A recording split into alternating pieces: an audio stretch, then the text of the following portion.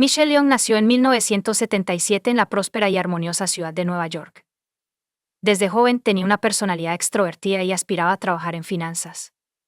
Después de graduarse de la escuela secundaria, Michelle dio un paso significativo hacia la realización de su sueño al inscribirse en una universidad en Raleigh. Para 2001, había alcanzado el éxito financiero y conoció a un hombre que tuvo un impacto significativo en su vida personal. Michelle conoció a Jason Young en su cumpleaños número 24, mientras salía a celebrar con amigos.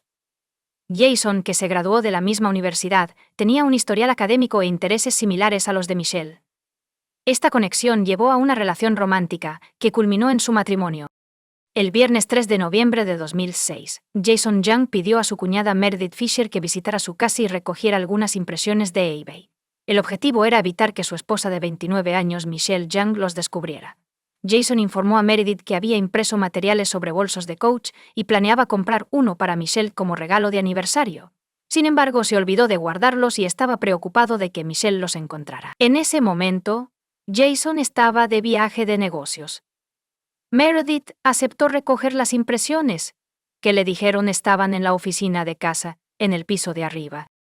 Jason, Michelle y su hija de 2 años, Cassidy, viven juntas en Birchleaf Drive, en Raleigh, Carolina del Norte, donde Michelle está embarazada de 5 meses de su segundo hijo, un niño.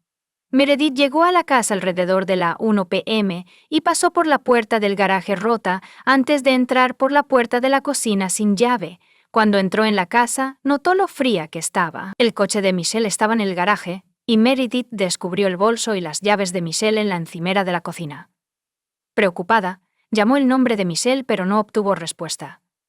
A pesar de escuchar a Mr. G, el perro de Michelle, gemir, Meredith no pudo encontrarlo, y no estaba segura de su ubicación. Mientras subía las escaleras, Meredith notó lo que pensaba que era tinte rojo para el cabello cerca de la parte superior de las escaleras. Cuando llegó arriba, descubrió a su hermana tendida boca abajo en el suelo. Contrario a su suposición inicial, la sustancia roja era sangre, no tinte para el cabello. Meredith descubrió el cuerpo de Michelle en un charco de sangre después de que la hubieran golpeado brutalmente hasta matarla. Después de llamar al 911, Meredith descubrió a la hija de 2 años de Cassidy, Michelle, escondida bajo las cobijas, físicamente ilesa. Cassidy pidió vendajes, mencionando que su madre tenía moretones por todas partes. Meredith mencionó al operador la afirmación de Cassidy de que podría haber alguien más en la casa, cuando se le preguntó sobre los problemas de Michelle. Meredith mencionó peleas ocasionales entre Michelle y su esposo, Jason, pero aclaró que no eran demasiado graves. También informó al operador que había huellas de sangre por toda la casa, incluidas las dejadas por la hija de Michelle. Cuando llegaron los paramédicos, se confirmó que Michelle estaba muerta, y quedó claro que llevaba muerta algún tiempo. Cassidy, la hija de Michelle, fue examinada y se encontró que tenía sangre seca en los dedos de los pies y en el fondo de sus pantalones de pijama. Afortunadamente no había sufrido ninguna lesión física. Meredith informó de inmediato a su madre, Linda Fisher, sobre la trágica muerte de Michelle. Linda, a su vez, contactó a la madre de Jason Young para darle la devastadora noticia. Mientras tanto, Jason estaba viajando desde Virginia a la casa de Pat en Brevard. Cuando llegó, su padrastro le habló sobre Michelle. Meredith luego llamó a Jason revelando que la muerte de Michelle había sido considerada un homicidio. Cuando Jason se enteró de la muerte de su esposa, condujo apresuradamente a Raleigh con algunos miembros de la familia. Durante el viaje, amigos le informaron que la policía había preguntado sobre cualquier problema marital que Michelle pudiera haber tenido, y él decidió permanecer en silencio hasta que obtuviera representación legal. Jason se negó a responder a las preguntas de la policía cuando llegó a Raleigh. Citando el consejo de su abogado, la policía descubrió rastros de sangre en el pomo de la puerta que conecta la cocina con el garaje, que más tarde se confirmó que pertenecían a Michelle. A pesar de una puerta de garaje rota que había estado en ese estado durante algún tiempo, no había signos de entrada forzada. Notablemente, la caja de joyas de Michelle tenía 2 cajones retirados y faltaban varios objetos de valor, incluidos sus anillos de boda y compromiso. Sin embargo, la casa no estaba dañada ni revuelta de ninguna otra manera. El cuerpo sin vida de Michelle fue encontrado vestido con pantalones de chándal y una sudadera con cremallera. Su cuerpo mostraba signos de decoloración, frialdad y rigidez. La escena reveló una gran cantidad de su sangre, con manchas en las paredes del dormitorio y dentro del armario. Michelle fue encontrada junto a un armario etiquetado como su armario y una pequeña muñeca fue descubierta junto a su cabeza. La policía quería interrogar a Jason sobre su paradero la noche del 2 de noviembre y la madrugada del 3 de noviembre. A pesar de la reticencia y negativa de Jason a cooperar, los investigadores descubrieron que el 2 de noviembre, él dejó el mitin y se dirigió a Virginia para una llamada de ventas programada para las 10 a.m. del 3 de noviembre. En Clint Bot, Michelle planeaba pasar la noche del 2 de noviembre con su amiga Shelly. Shelly dijo que llegó a la casa de Michelle alrededor de las 6:30 p.m. y encontró a Jason todavía allí cuando él ofreció unirse a ellas para cenar. Jason rechazó, mencionando que planeaba comer en Cracker Barrel de camino a Galax, Virginia. Jason había reservado una habitación en Galax para la noche, con la intención de conducir a Clint Woods a la mañana siguiente para la llamada de ventas. Shelly le dijo a la policía que después de que Jason se fue, Michelle bañó a Cassidy y la acostó, después de lo cual vieron Grey's Anatomy. Durante su tiempo juntas, Michelle le contó a Shelly sobre los recientes desacuerdos con Jason, particularmente sobre los planes para las vacaciones. Michelle quería que su madre Linda se quedara con ellos desde el Día de Acción de Gracias hasta Navidad, lo cual no emocionaba a Jason. Según las investigaciones, Jason llamó a Michelle 7 veces esa noche. Shelly, la amiga de Michelle, le contó a la policía sobre su inquietante sensación de ser observada esa noche, lo que la llevó a pedirle a Michelle que la acompañara a su coche cuando salió alrededor de las 10 p.m. y las 10:30 p.m., el 3 de noviembre. Entre las 3:30 y las 4 de la mañana, un residente repartía periódicos en la zona. Informaron haber visto una SUV de color claro estacionada en el jardín de Michelle o en la calle frente a su casa. Otro residente pasó por allí alrededor de las 6:15 a.m. Noté una SUV vacía estacionada al borde del camino de entrada. La policía investigó los movimientos de Jason y descubrió que salió de la residencia del mitin el 2 de noviembre para viajar a Virginia. Alrededor de las 7:30 p.m., Jason se detuvo en una gasolinera en Raleigh y llamó a su madre, Pat Young, para informarle que iba a consultar con Michelle sobre quedarse en la casa de Pat el viernes por la noche. Pat vivía en Brevard cuando Jason regresó de su viaje de negocios, y Jason planeaba recoger algunos muebles que ella le había ofrecido después de llamar a su madre. Jason continuó su viaje a Virginia, deteniéndose para comer en un restaurante Cracker Barrel en Greensboro a las 9:25 p.m. Más tarde se registró en un Hampton Inn a las 10:54 p.m. y entró en su habitación con una tarjeta de acceso a las 10:56 p.m. Aunque utilizó el Checkout Express a la mañana siguiente, su hora exacta de salida del hotel seguía siendo desconocida. Jason llamó a su madre a las 7:40 a.m. El 3 de noviembre, llegó a Virginia a través de una torre celular cerca de Whiteville. Llegó a la llamada de ventas, y Clint llegaría 30 minutos tarde. A pesar de que las grabaciones de vigilancia en la tarjeta de la habitación mostraban que Jason no salió de su habitación de hotel después de la medianoche, la policía era escéptica. Un examen más detallado de las grabaciones les llevó a sospechar de manipulación, creyendo que Jason pudo haber regresado a Raleigh después de la medianoche para cometer el crimen contra Michelle antes de regresar a Virginia.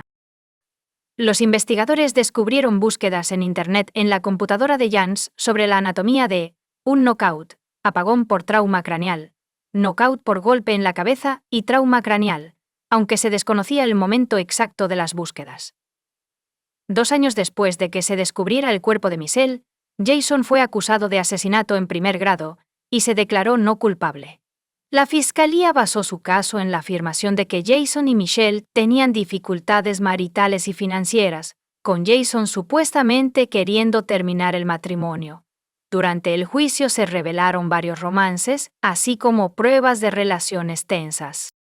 La fiscalía afirma que después de registrarse en el Hampton Inn en Hillsville, Virginia, Jason salió del hotel durante el regreso nocturno al mitin y cometió el asesinato.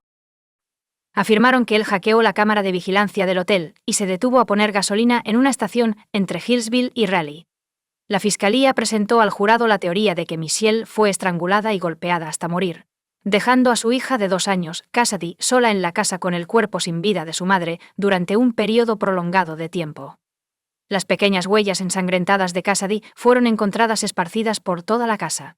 Durante el juicio, se mostró al jurado las grabaciones de vigilancia del Hampton Inn, comenzando a las 10:49 p.m. del 2 de noviembre.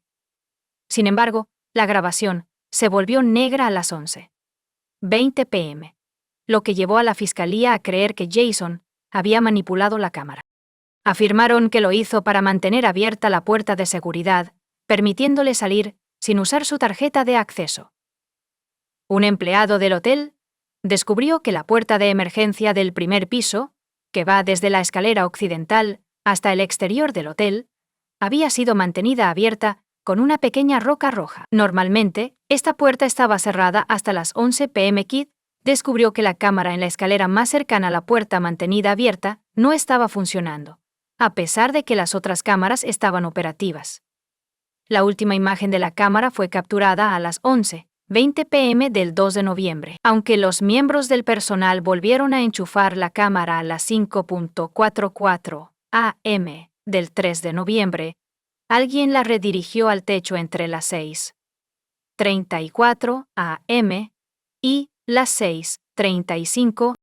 La fiscalía afirmó que esta secuencia de eventos indicaba que Jason desenchufó la cámara y dejó la puerta entreabierta dándose así una coartada mientras regresaba a casa para cometer el crimen contra su esposa. La fiscalía afirmó que Jason se detuvo en una gasolinera en Carolina del Norte alrededor de las 5 a.m. En su camino de regreso a Virginia, la asistente de la gasolinera testificó en la corte, afirmando que creía que la persona que visitó la estación esa mañana era Jason. Recordaba vívidamente el encuentro, explicando: "No olvido nada así cuando alguien me está gritando y quejándose".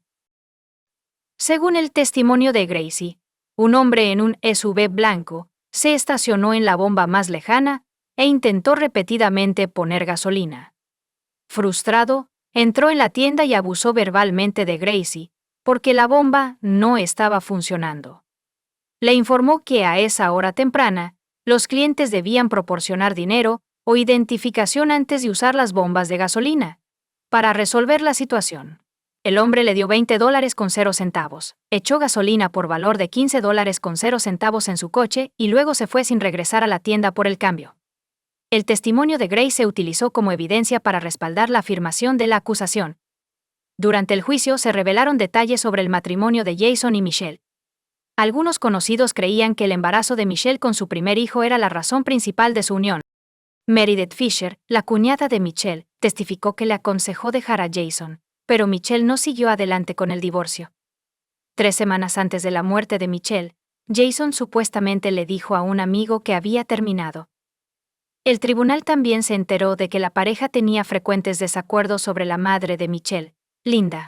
Linda frecuentemente hacía visitas prolongadas a su hija y expresaba el deseo de mudarse a Carolina del Norte para pasar más tiempo con Michelle y su nieta. Linda incluso ofreció remodelar su casa para acomodar su presencia. Mientras Michelle estaba satisfecha con el arreglo, Jason no lo estaba. Linda, la madre de Michelle, testificó en la corte sobre el momento en que se enteró de que su hija había muerto. Linda afirma que su otra hija, Meredith, llamó y afirmó inequívocamente que la mamá Michelle había muerto. Linda inicialmente preguntó si Michelle simplemente se había desmayado, pero Meredith confirmó que había muerto. Linda describió haber intentado contactar a Jason, pero sus llamadas no fueron respondidas y él nunca las devolvió. El testimonio de Linda reveló una relación volátil entre Jason y Michelle, con Linda presenciando numerosas peleas y a Jason supuestamente menospreciando a Michelle. Linda le dijo al tribunal que le aconsejó a Michelle que dejara a Jason, pero Michelle estaba decidida a salvar su matrimonio. Según Linda, Michelle le dijo que Jason no hacía el amor con ella y tenía un enfoque pervertido hacia la intimidad. Linda también testificó que Jason tenía amigas que se quedaban en su casa. Cuando Michelle estaba fuera por negocios, ella expresó su tristeza. Linda le dijo al jurado que tenía mucho que ofrecer. Hay mucho sobre Michelle además del hecho de que vivía en Carolina del Norte. Sigue siendo animadora. Quiero decir, ella tenía ese ánimo, esa energía, esa vivacidad. Sabes, amaba la vida. Y él se la robó. Él simplemente se la quitó. Después del funeral de Michelle, Jason se mudó con sus padres y su hija Cassidy.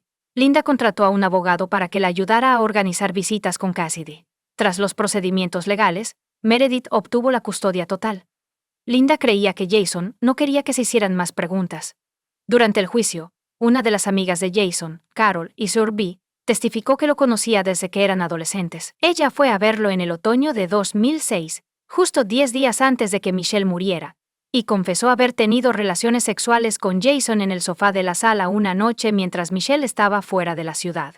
Carol también afirmó que Jason tomó su anillo de bodas, fingió tragárselo y luego se lo devolvió al día siguiente.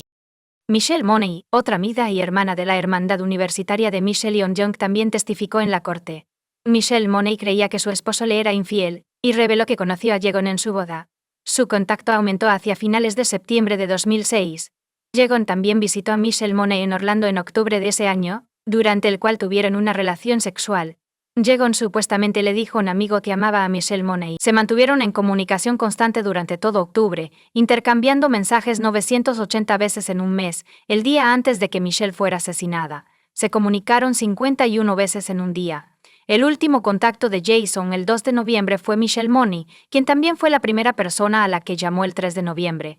Michelle Money testificó que solíamos tener conversaciones regulares sobre trabajo, vida y niños. El tribunal también escuchó sobre las graves lesiones de Michelle.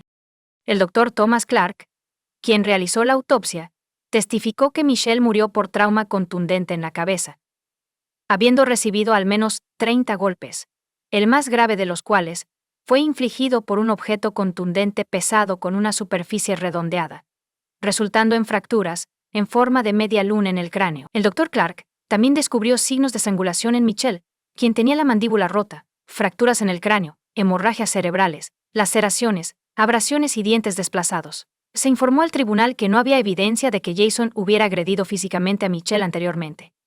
Sin embargo, la fiscalía le dijo al jurado que, aunque esto fuera cierto, no descartaba la posibilidad de que él la hubiera agredido esa noche en particular. Su argumento se basaba en la creencia de que Jason era capaz de violencia física, y llamaron a su ex prometida, Genevieve Carr, como testigo. Genevieve testificó que había sido víctima de violencia doméstica a manos de Jason. Un incidente notable que describió ocurrió en una boda en Texas, cuando Jason, que estaba intoxicado, le quitó a la fuerza su anillo de compromiso durante una discusión sobre su nivel de intoxicación. Genevieve dijo que el anillo era demasiado pequeño y apretado en su dedo. Cuando no pudo quitarlo, Jason, agitado, lo arrancó con fuerza. Ella relató al tribunal: nunca lo había visto así antes. Sus ojos estaban completamente vacíos y vidriosos, como si no me notara. Genevieve afirmó que el incidente mencionado anteriormente no fue un acontecimiento aislado. Describió otro incidente en el que Jason, enfurecido, golpeó el parabrisas de su coche con el puño desnudo, causando daños. Además, golpeó una pared en su apartamento, causando daños adicionales a la propiedad. Después de varios años sin contacto, Genevieve recibió un correo electrónico de Jason el 12 de septiembre de 2006, expresando sus sentimientos por ella. La defensa argumentó que la fiscalía carecía de pruebas creíbles contra su cliente. Afirmaron que el ADN y las huellas dactilares de Jason se encontraron naturalmente en el dormitorio, pero ninguno de ellos estaba manchado de sangre. Además, no se encontró sangre en su coche, ropa, ni en la habitación del hotel de Virginia donde se alojó. Durante la investigación policial se descubrió que Jason no tenía cortes, moretones u otras lesiones en sus manos o cuerpo, con la excepción de un dedo del pie magullado y roto. Cuando se le dio la oportunidad de testificar, Jason admitió que no era un esposo perfecto, pero dijo que estaba trabajando activamente para mejorar su matrimonio. Negó vehementemente estar involucrado en el asesinato de Michelle. El tribunal se enteró de los problemas existentes en el matrimonio de Jason y Michelle. Pero también aprendimos que Jason amaba genuinamente a su esposa y estaba decidido a hacer que los chips de relevo superaran la emoción que rodeaba el inminente nacimiento de su bebé. Los correos electrónicos intercambiados el 24 de octubre de 2006 demostraron la disposición de Jason para asistir a las sesiones de consejería. Jason no creía que sus discusiones fueran más frecuentes que las de otras parejas. La defensa argumentó que Jason no habría tenido suficiente tiempo para regresar a Raleigh, cometer el asesinato y regresar a Virginia. Dado que el hotel estaba a unas 160 millas de su casa, Jason había comenzado recientemente un nuevo trabajo vendiendo software de registros electrónicos de salud, y estaba en Virginia porque su empleador había programado una llamada de ventas temprano en la mañana para cliente el 3 de noviembre. Para evitar conducir desde Raleigh el día de la llamada, Jason decidió quedarse a pasar la noche. Nervioso por la próxima reunión, pasó la tarde revisando el software de demostración que planeaba usar durante la presentación. En el tribunal, Jason afirmó que salió de su habitación de hotel para sacar el cargador de su computadora portátil del coche, pero se dio cuenta de que había dejado la tarjeta de la habitación dentro. Sostuvo la puerta de salida abierta. Regresó a su habitación, y luego salió a fumar un cigarro. También pasó por la recepción para conseguir una copia de USA Today. Sostuvo la puerta de salida abierta una vez más para un descanso de cigarro. Cuando se les preguntó sobre el retraso de 30 minutos para una llamada de ventas, Clint y Jason afirmaron que se había perdido. En cuanto a las búsquedas en Internet descubiertas en su computadora, Jason explicó que se realizaron en un momento diferente y estaban relacionadas con un accidente que presenció. A pesar de la deliberación del jurado, no pudieron llegar a una decisión unánime, resultando en un jurado dividido con un voto de 8-4 a favor de la absolución. Jason enfrentó un segundo juicio en el que no testificó, pero se mostró un video de su testimonio del juicio anterior. El segundo jurado deliberó durante 6 horas antes de condenarlo por asesinato en primer grado. Jason fue condenado a cadena perpetua sin posibilidad de libertad condicional. Jason apeló su condena. Durante la audiencia de apelación, su nuevo equipo legal argumentó que su abogado de juicio debería haber objetado con más fuerza cuando el juez permitió que los jurados escucharan sobre la falta de respuesta de Jason a una demanda civil por muerte por negligencia en la que se le encontró responsable del asesinato de su esposa. Entre los dos juicios penales, la familia Michel presentó una demanda civil contra Jason, en la cual se determinó que él era responsable de la muerte de Michelle. El abogado de Jason argumentó que el jurado no debería haber sido informado de esta información. También afirmaron que el mismo juez, el juez del Tribunal Superior, Donald Stevens, presidió tanto el caso civil como el segundo juicio penal, posiblemente sesgando al jurado en contra de Jason. El Tribunal de Apelaciones estuvo de acuerdo con los argumentos de Jason. Un panel unánime de la Corte de Apelaciones revocó su condena y ordenó un nuevo juicio, que habría sido el tercero. Sin embargo, antes de que pudiera comenzar el tercer juicio, un panel de la Corte de Apelaciones Estatal revocó la decisión de la Corte de Apelaciones. Como resultado, Jason no enfrentó un tercer juicio, y su condena por asesinato en primer grado fue confirmada en la demanda civil por muerte injusta. La familia de Michelle recibió $15.500.000 con 0 centavos en daños. Comparte tu opinión con nosotros en los comentarios y suscríbete al canal para más.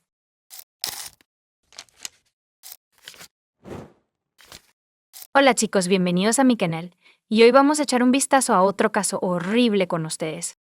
En este video veremos un incidente que ocurrió en Florida, el 14 de julio de 2012, cuando Adrienne Robert, de 29 años, fue descubierta muerta por su compañera de cuarto.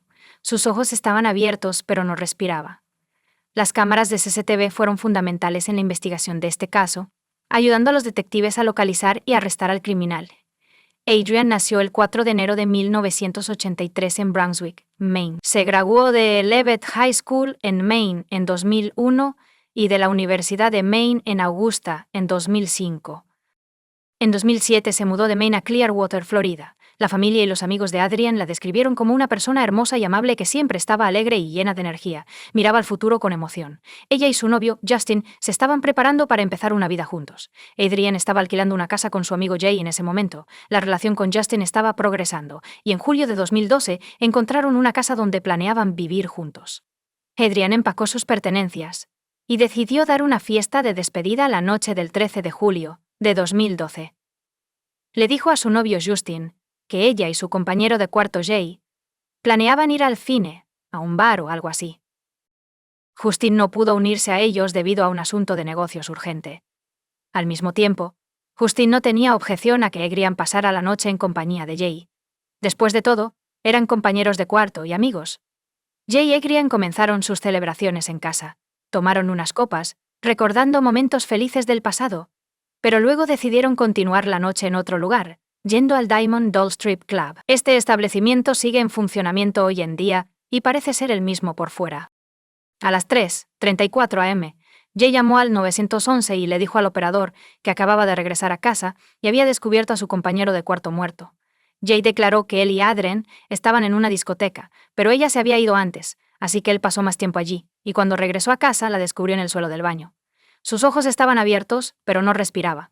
También había signos de lucha, lo que implica un crimen. El operador le dijo a Jay que se concentrara y realizara RCP en Adrienne mientras le daba instrucciones, Jay los siguió todos, intentando reiniciar el corazón de Adrian hasta que llegaron los paramédicos.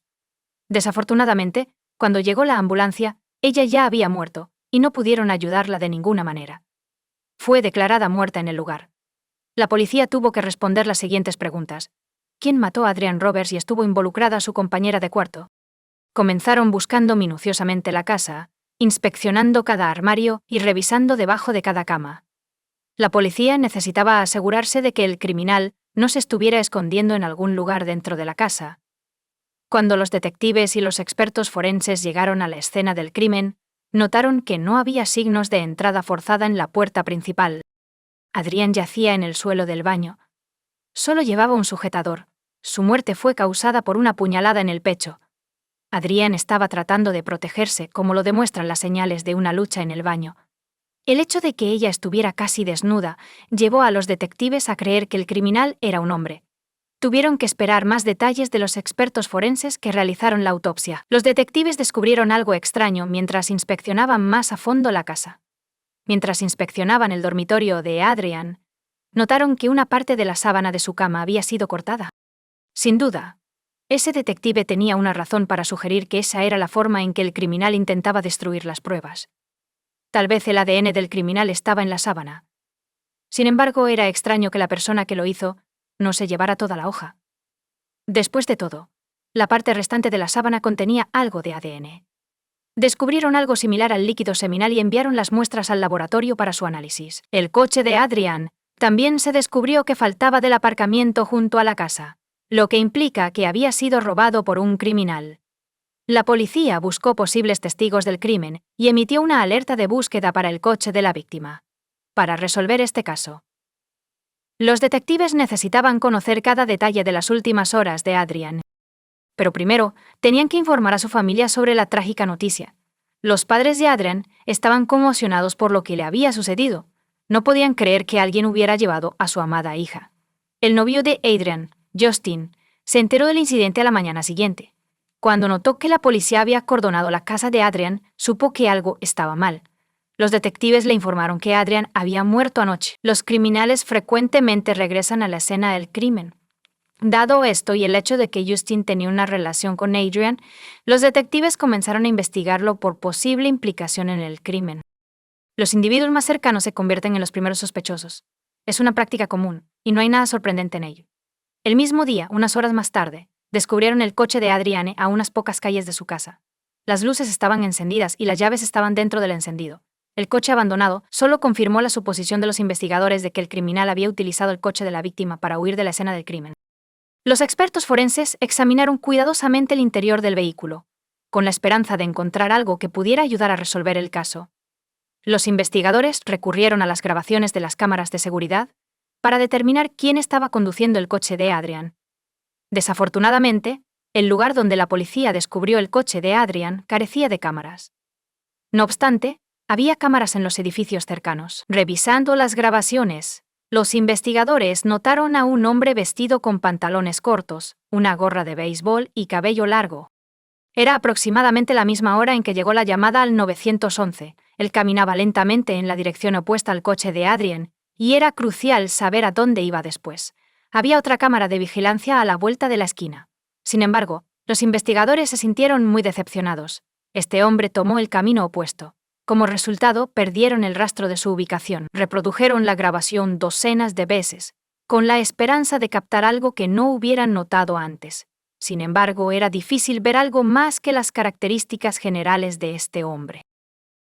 Porque la grabación se hizo por la noche.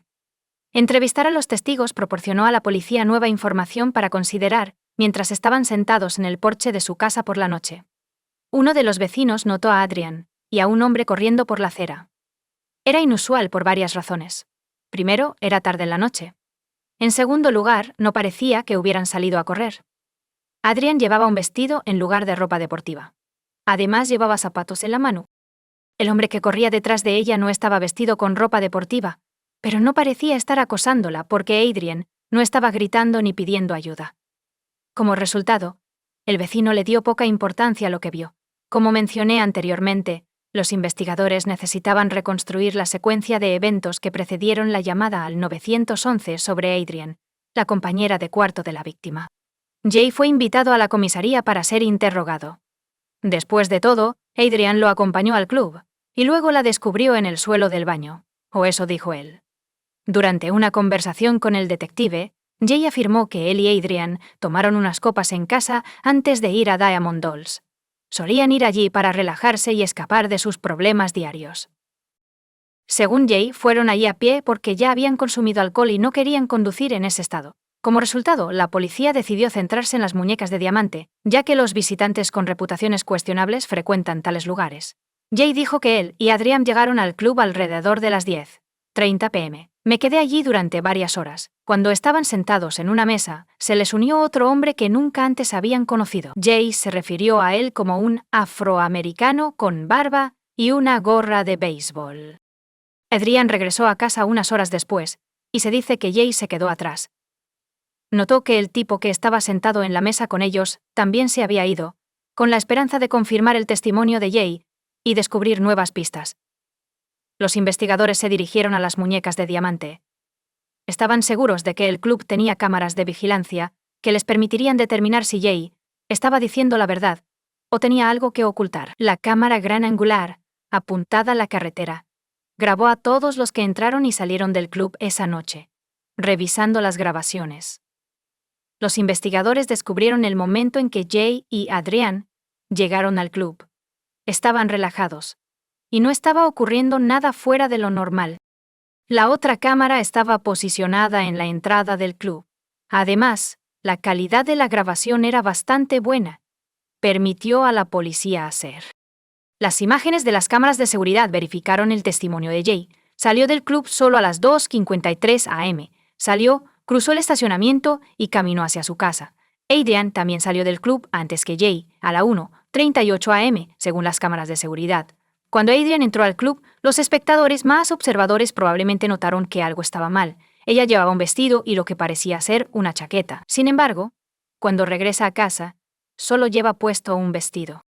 Adrienne había salido del club y estaba a punto de irse a casa. Pero 4 segundos después, un hombre con una gorra de béisbol salió del club. Salió corriendo tras ella para devolverle la chaqueta que había dejado dentro. Después de que le devolvió la chaqueta a Adrienne, parecían estar discutiendo algo. Nunca sabremos de qué estaban hablando en ese momento. En lugar de regresar al club, este hombre siguió a Adrienne fuera del estacionamiento, donde giraron a la derecha. Como puedes ver, la calle no está llena de gente. Casi no hay casas aquí. ¿Adrian se sintió en peligro en ese momento? Quizás. Nunca lo sabremos con certeza. Los investigadores concluyeron que el hombre captado por la cámara en el club y el hombre visto cerca del coche abandonado de Adrian no eran la misma persona.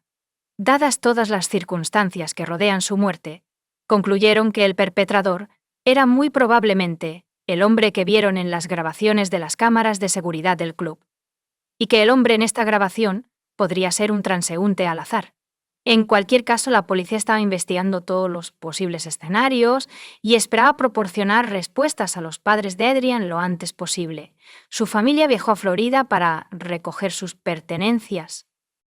Los investigadores se reunieron con Mark y Dolores y prometieron hacer todo lo posible para localizar y procesar al criminal. Los padres de Adrian la describieron como una persona amigable que no tenía enemigos. Se llevaba bien con su novio, Justin, y su compañero de cuarto, Jay. Los investigadores creen que Adrian no tenía ninguna conexión real con la persona que la asesinó. Pronto llegó el informe del laboratorio. Aunque el criminal cortó una porción de la sábana en un intento de eludir la responsabilidad, los expertos forenses descubrieron ADN masculino allí.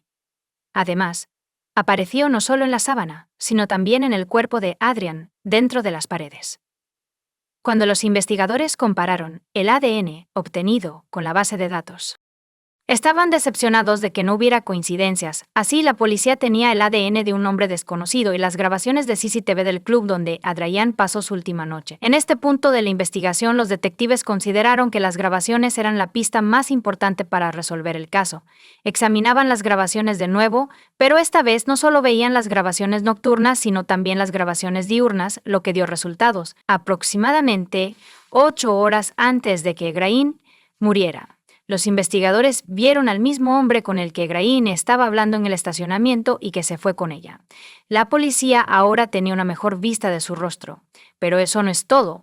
Estaba tratando de averiguar cómo ese desconocido entró al club. Los investigadores notaron que había llegado en taxi. El número de teléfono impreso en la carrocería del taxi era visible en la grabación, y la marca del coche se identificó fácilmente. Este hombre ahora podría ser identificado con mucha más facilidad. Los detectives descubrieron el número de teléfono utilizado para pedir un taxi, que fue capturado en video cerca de las muñecas de diamante, y descubrieron que pertenecía a Thomas Frederick.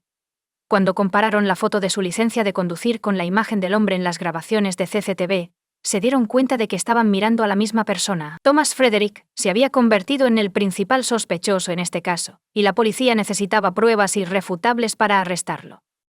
Las grabaciones de las cámaras por sí solas eran insuficientes. Como resultado, observaron a Frederick en secreto. La policía tenía miedo de asustarlo, así que decidieron obtener su ADN sin que él lo supiera. Los oficiales lo monitorearon durante 1 semana y media, esperando el momento adecuado. Lo siguieron al trabajo, pasaron toda la noche vigilándolo en su casa. Siempre estaban allí, esperando pacientemente a que les diera algo, y valió la pena. Un día, Frederick arrojó una colilla de cigarrillo en la carretera. Recogieron las colillas de cigarrillos y las enviaron al laboratorio para realizar pruebas de ADN. Era necesario determinar si Thomas Frederick era responsable de las huellas encontradas en la casa de Adrian Robert. Mientras esperaban los resultados de las pruebas, los policías continuaron vigilándolo en secreto, temiendo que huyera del estado. Todos esperaban ansiosamente el informe del laboratorio poco después de que se emitiera. Eso concluye. No es extraño que el ADN en la sábana en las paredes de la casa y el cuerpo de Adrian pertenecieran a Thomas Frederick. Después de recibir esta información, los oficiales de policía lo arrestaron y lo trasladaron a la comisaría. Durante el interrogatorio, el hombre declaró que frecuentemente visita diferentes clubes y bares y casi siempre conoce a gente nueva allí. Cuando la policía le mostró una foto de Adrian Robert, él declaró que la conoció en Diamond Dolls. Adrian supuestamente le invitó a una bebida, después de lo cual bailaron y hablaron. Frederick dijo que fue a trabajar después del club, pero las imágenes de las cámaras de seguridad contradijeron sus afirmaciones. Cuando los detectives señalaron la inconsistencia, reveló que se había ido con Adrian. Dijo que él y Adrian caminaron juntos hasta el final de la calle antes de separarse en diferentes direcciones. Suena conveniente, ¿verdad? Sobre todo cuando lo dice alguien que podría enfrentarse a cadena perpetua. Cuando se le preguntó si alguna vez había estado en la casa de Adrian, Frederick dijo que no podía recordar porque había bebido demasiado. Como resultado, comenzó a contradecir sus propias declaraciones. O quizás Frederick solo tenía algunos recuerdos de esa noche. Recordaba que habían llegado al final de la calle y luego se habían despedido. El hombre recordó haber ido a trabajar después del club, pero no podía recordar haber estado en la casa de Adrian. Los investigadores sabían que estaba mintiendo porque tenían un testigo que vio a Adrian correr descalza con sus zapatos en las manos, y a este hombre corriendo detrás de ella. Cuando le contaron a Frederick sobre eso, dijo que Adrian le pidió que la acompañara a casa, y luego dijo que necesitaba apresurarse. Se quitó los zapatos y corrió. El hombre afirmó que no tenía otra opción que correr con ella. Afirmó que no la persiguió y que, en cambio, le hizo compañía. Los detectives se cansaron de escuchar sus historias que cambiaban constantemente y lo acusaron de atacar a Adrian.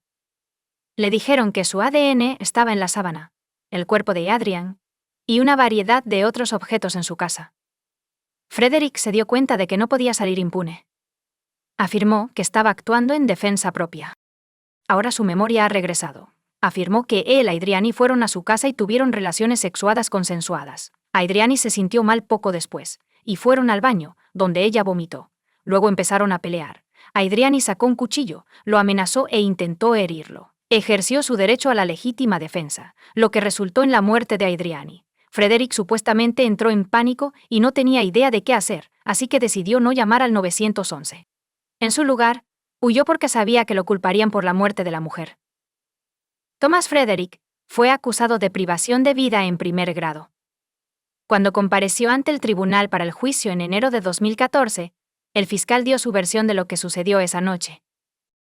Adrian y Jay bebieron un poco de alcohol en casa antes de dirigirse a Diamond Dolls de buen humor. Thomas Frederick se sentó en una mesa junto a ellos. Pensaban que el hombre era una persona bastante ordinaria. Estaban charlando casualmente y simplemente relajándose. Adrian necesitaba mover sus pertenencias a su nuevo hogar con Justin al día siguiente, así que decidió irse temprano. Jay decidió quedarse en el club. Frederick decidió aprovechar la situación siguiéndola. No quería que él la acompañara, así que intentó huir de él. Pero no pudo. La persiguió hasta su casa. Y cuando ella entró, él irrumpió. Robó un cuchillo de la cocina e hizo lo que había venido a hacerle a Adrian. Según el fiscal, las lesiones en su cuerpo indicaban que su encuentro con Frederick no fue consensuado. Luego decidió acabar con la vida de Adrian para que ella no pudiera denunciarlo a la policía. Intentó cubrir sus huellas cortando la parte de la sábana donde quedaba su fluido seminal. Sin embargo, no impidió que la policía obtuviera el ADN de los criminales. Después de todo, se encontró en numerosos otros lugares, incluyendo el cuerpo de Adrian. Luego tomó las llaves de su coche, condujo unas pocas calles y dejó el vehículo. Los padres de Adrian abandonaron la sala, mientras el médico forense daba su declaración. No quería escuchar eso. Mark Roberts declaró que eso no la trae de vuelta, y no quería saber por lo que pasó. Según lo que he oído, luchó extremadamente duro. Mark y Dolores Roberts han encontrado difícil vivir sin su hija. Sin duda nos llevará algún tiempo porque recientemente hemos perdido lo más importante en nuestras vidas. Él dijo. Nos recuperaremos porque Adrian querría eso, y tomará algún tiempo, pero lo lograremos. La defensa de Thomas Frederick intentó hacer que Ryan pareciera mal. En el juicio, su abogado afirmó que Ryan también invitó a Frederick a su casa para mantener relaciones sexuales consensuadas con él. Esta versión no tiene fundamento y podría ser simplemente un intento del perpetrador de justificar su presencia en la casa de la víctima. La presencia de ADN que solo puede rastrearse hasta un individuo es innegable. El equipo de defensa de Frederick también intentó persuadir al jurado de que actuó en defensa propia. Ella sí sufrió una herida de apuñalamiento mientras se la defendía, según su abogado. Y su intento de convencer al jurado de que fue en defensa propia no tuvo éxito. Debido a la falta de pruebas, el jurado condenó a Thomas Frederick por privación de libertad en primer grado y por robar el coche de Adrian. No lo acusaron de coaccionarla para tener relaciones íntimas amenazándola con un cuchillo. El tribunal condenó a Thomas Hampton Frederick, de 25 años, a cadena perpetua sin posibilidad de libertad condicional. El padre de Adrian declaró que él y su esposa estaban encantados de saber que Frederick pasaría el resto de su vida en prisión. No trae de vuelta a Adrian, pero hoy se hizo justicia. Fue difícil estar en la misma habitación que el hombre que había lastimado a su hija y mantener el control de sus emociones. Afirmó que Frederick no mostró simpatía ni remordimiento, incluso cuando el jurado emitió su veredicto. En cambio, el hombre actuó con arrogancia. Robert y su esposa, Dolores, sollozaron mientras se leía el veredicto en voz alta en la corte. Estábamos extremadamente felices, él dijo. Simplemente le encantaba vivir la vida. Su sonrisa era contagiosa. Es una lástima que nunca volvamos a ver eso. La familia de Adrian agradeció a todos los que los ayudaron en este momento difícil, incluyendo a la policía y al fiscal, quienes se aseguraron de que el criminal recibiera un castigo bien merecido. Comparte tu opinión con nosotros en los comentarios y suscríbete al canal para más contenido.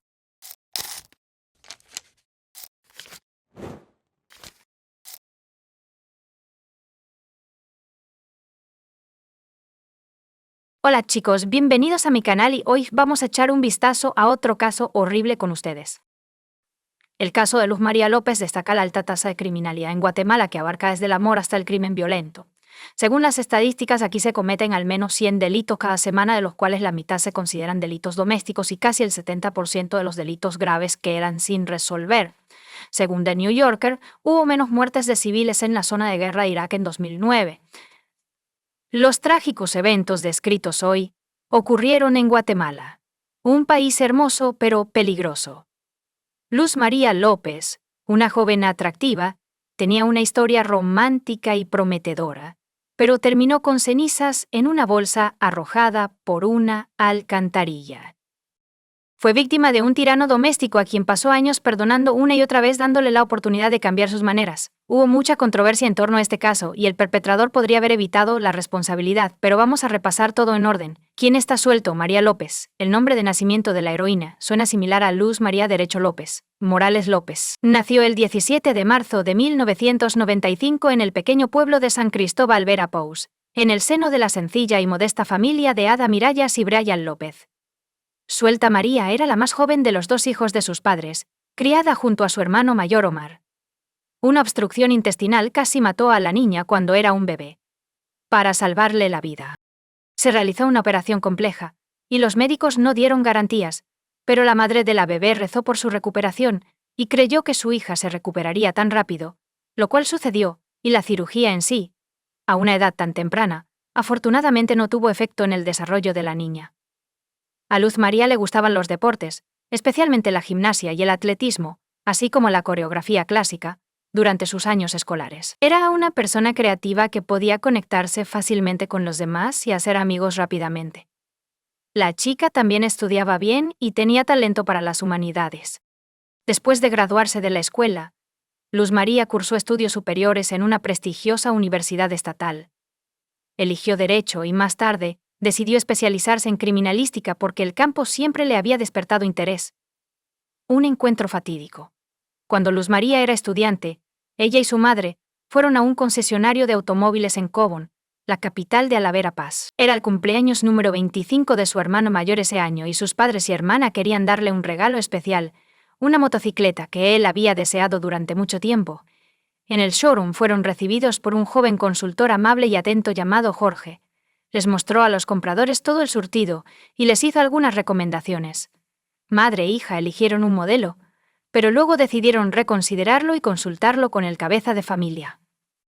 Salieron con la tarjeta de presentación del concesionario de autos, y María dejó su número de teléfono para recibir comentarios. La chica pronto recibió una llamada de Jorge, el mismo consultor del salón, pero la conversación fue personal en lugar de tratar sobre la próxima compra. Jorge llamó a María varias veces más antes de atreverse a invitarla a una cafetería. Sabía que le gustaba la hermosa y seductora morena, pero no tenía idea de cómo acercarse a ella. Cabe destacar que la desenfadada María admiraba a este apuesto joven. Entonces, cuando él propuso una reunión, ella aceptó. El chico era un año más joven que ella, pero no les importaba la pequeña diferencia de edad. Casi de inmediato, comenzaron una relación romántica que se desarrolló rápidamente. Ambos sintieron que era amor verdadero a primera vista y esperaban una vida larga y feliz por delante. Después de solo unos meses, la pareja tomó la decisión de vivir junta. A pesar de las objeciones de sus padres, la joven pareja se casó rápidamente.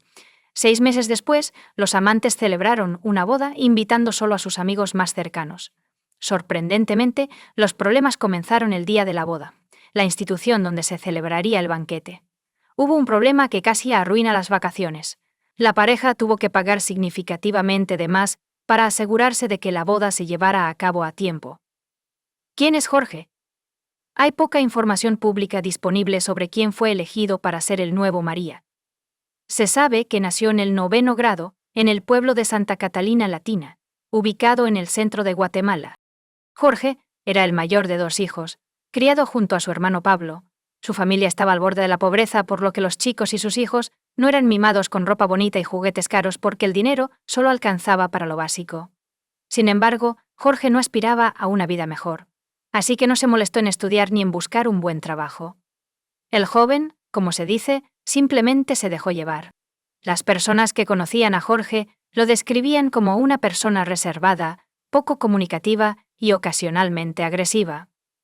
Jorge luchaba con el control emocional, lo que le llevó a tener pocos amigos y malas relaciones con el sexo opuesto. Sin embargo, cuando conoció a la chica de sus sueños, hizo todo lo posible por conquistar su corazón, y luego se apresuró a casarse temiendo que ella cambiara de opinión. Por cierto, los padres de María siempre han sido sospechosos de su yerno. Había algo en este joven que no les gustaba, pero no podían decir qué era y no podían impedir que su hija se casara con él y tuviera un matrimonio infeliz. Poco después de la boda, la joven esposa quedó embarazada, pero como aún no había terminado su educación universitaria, no pudo encontrar un buen trabajo.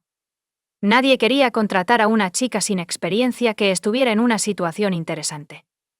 Así que tuvo que conformarse con trabajos temporales. Su esposo había perdido su trabajo para entonces, pero ella no tenía prisa por cargarlo con un nuevo empleo. Cuando la pareja tuvo una hija llamada Alice, sus finanzas eran ajustadas. Ambos cónyuges estaban desempleados y no tenían dinero para pagar el alquiler, y mucho menos para comprar comida y otras necesidades del hogar. Entonces Jorge convenció a su esposa de que la única salida para ellos era mudarse temporalmente a la casa de sus padres. María se negó durante mucho tiempo, pero no tuvieron más remedio que dejar la calle con un bebé en brazos. La joven finalmente consintió. Ada estaba al tanto de los problemas familiares de su hija y la persuadió para que regresara a su ciudad natal en varias ocasiones. Pero ella insistía en que todo estaba bien con su esposo y que no había necesidad de preocuparse. La madre decidió hacer una visita a su hija y nieta un día, pero cuando llegó a la casa de los padres de su yerno, descubrió una imagen aterradora.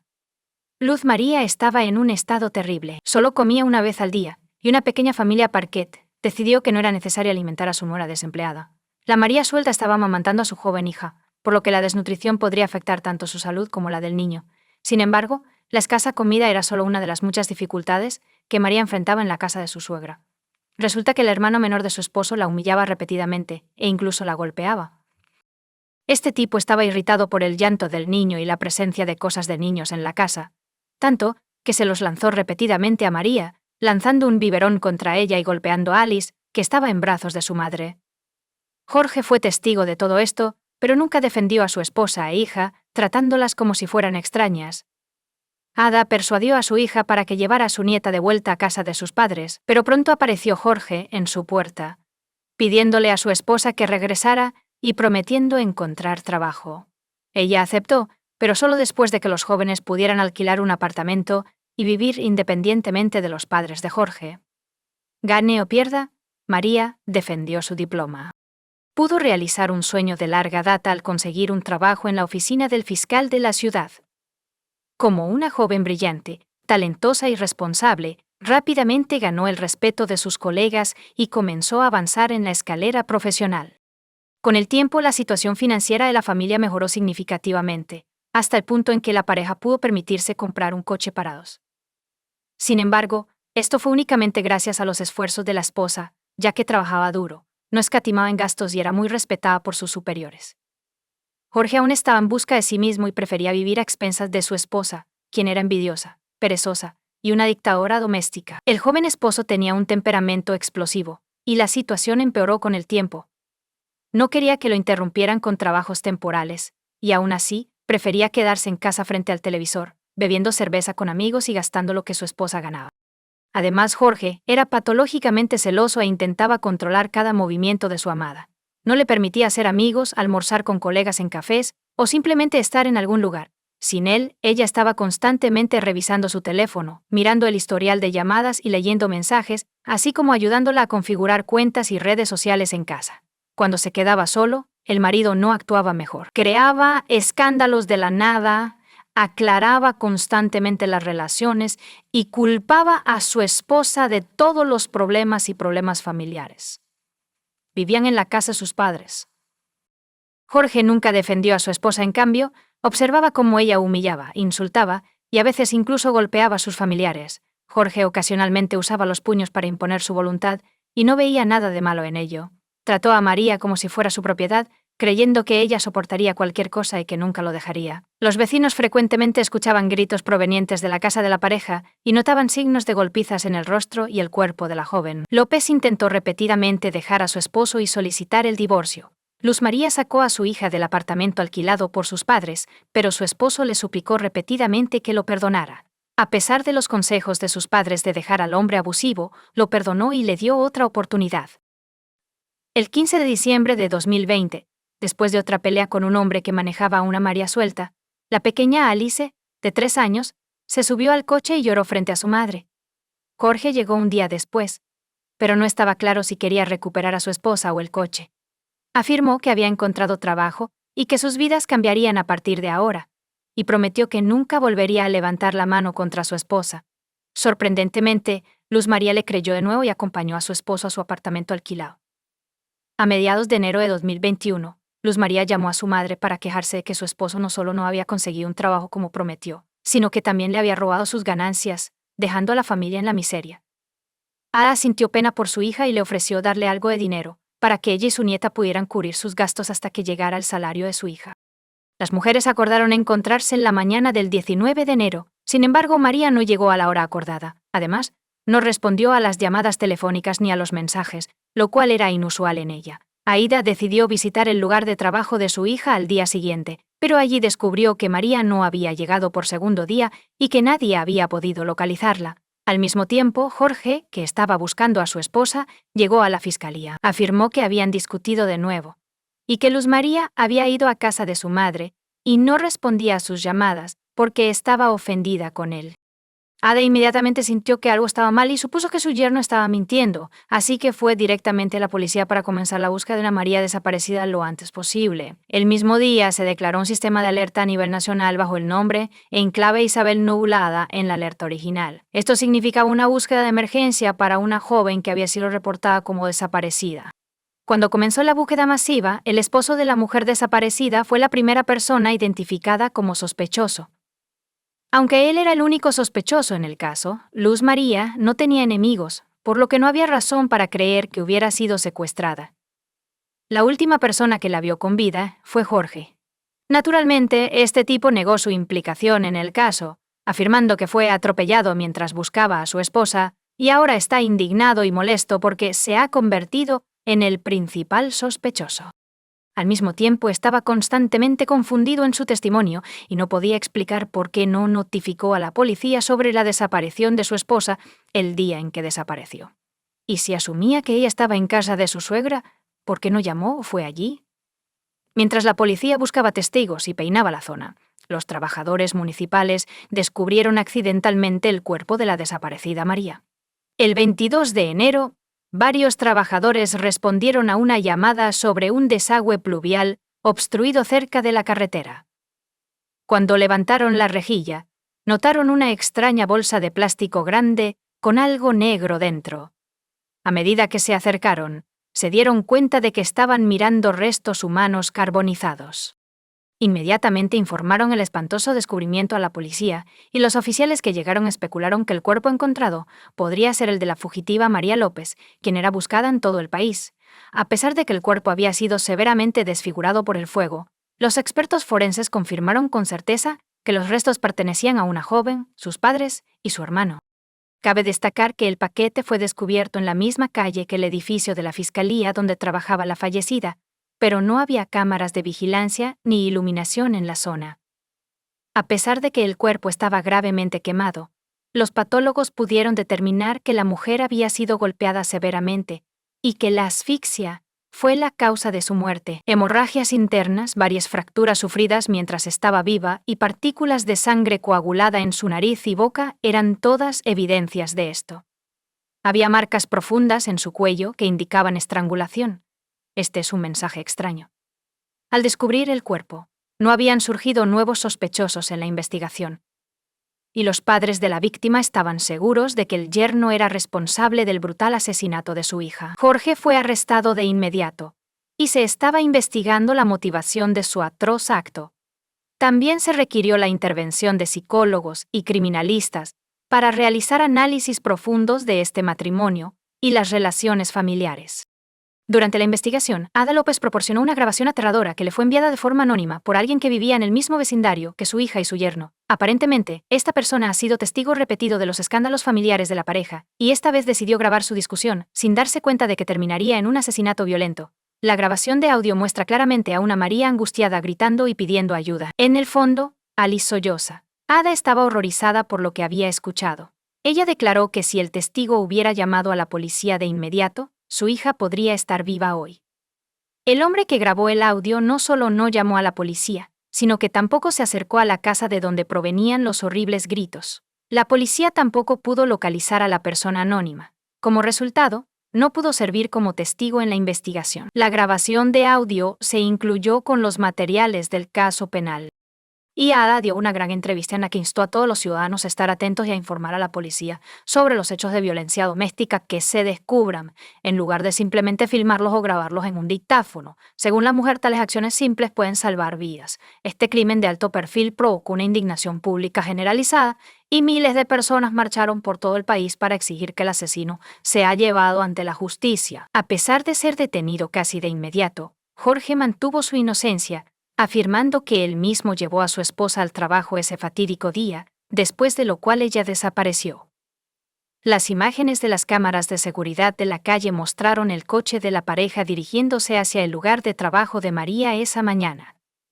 Sin embargo, debido a las ventanas polarizadas, no estaba claro cuántas personas había en el coche.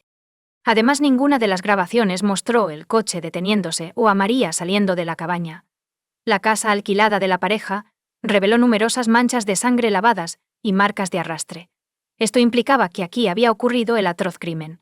Las sospechas se confirmaron cuando se descubrieron fragmentos microscópicos de carne quemada en el maletero del coche familiar. Durante la búsqueda, el investigador también se interesó por la reciente compra de la pareja, un colchón ortopédico doble.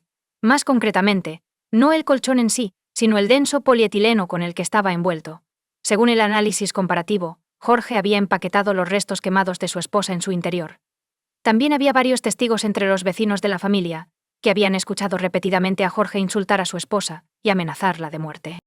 Unos días antes de la repentina desaparición de María, su esposo la había amenazado con matarla si lo dejaba, y con esconder su cuerpo para que nadie lo encontrara jamás. Basado en la información recopilada por criminólogos expertos y el testimonio de varios testigos, la investigación de las piezas restauró la espeluznante imagen del crimen. El asesinato ocurrió en la noche del 19 de enero de 2021. El cónyuge tuvo una acalorada discusión el día anterior, y Jorge una vez más usó sus puños para afirmar su autoridad. Anteriormente había luchado por controlar su ira, pero esta vez simplemente se enfureció. Golpeó repetidamente a su esposa, haciéndola gritar y llorar pidiendo ayuda. Los vecinos de la familia escucharon los gritos pero no llamaron a la policía. Mientras golpeaba a Jorge, le rompió la nariz a su esposa y le causó una herida en la cabeza. Después de eso, la estranguló con sus propias manos antes de intentar deshacerse del cuerpo. Para lograrlo, arrastró el cuerpo al patio trasero, lo empapó con líquido para fogatas y le prendió fuego. Jorge no esperaba que su pira funeraria fuera tan humeante, y que el hedor de la carne y el cabello quemados le irritara los ojos. Le preocupaba que los vecinos lo notaran, sospecharan que algo estaba mal y contactaran al departamento de bomberos o a la policía. Así que rápidamente apagamos el fuego, envolvimos los restos quemados en plástico, y nos dirigimos a un lugar apartado donde él creía que el cuerpo nunca sería descubierto. Lo más horripilante fue que Jorge cometió todas estas atrocidades frente a su joven hija, quien, debido a su edad, entendía lo que estaba ocurriendo, aunque no completamente. El niño, que tenía 3 años y medio en ese momento, fue testigo de la golpiza y el crimen, como lo evidencian sus llantos y gritos, que también fueron capturados en video. Jorge, que conocía la criminología gracias a los libros de texto de su esposa, intentó encubrir el crimen y establecer una coartada. Descubrió un tramo de carretera sin luces ni cámaras de video y arrojó el cuerpo de su esposa en una alcantarilla. Están pasando desapercibidos. A la mañana siguiente, condujo hasta su lugar de trabajo por la misma ruta que siempre tomaba, como si hubiera dejado a María allí. Al día siguiente comenzó a simular una búsqueda activa de su esposa contactando a sus colegas, conocidos y familiares. Juicio y veredicto. Los abogados criminalistas presionaron para retrasar el juicio tanto como fuera posible, mientras también intentaban descarrilar la investigación. Insistieron en que todas las pruebas y declaraciones de testigos eran circunstanciales, sin que ninguna pieza de evidencia demostrara de manera concluyente la culpabilidad de Jorge. Los abogados defensores intentaron que la detención de Jorge se convirtiera en arresto domiciliario, alegando que estaba profundamente deprimido como resultado de ser acusado de matar a la mujer que amaba y madre de su hijo. Sin embargo, los datos obtenidos del teléfono de María resultaron ser la pieza de evidencia más importante. El dispositivo había estado con su esposo todo el tiempo, y el primer día después del crimen, envió varios mensajes a diferentes personas, intentando crear la ilusión de que una María suelta aún estaba viva.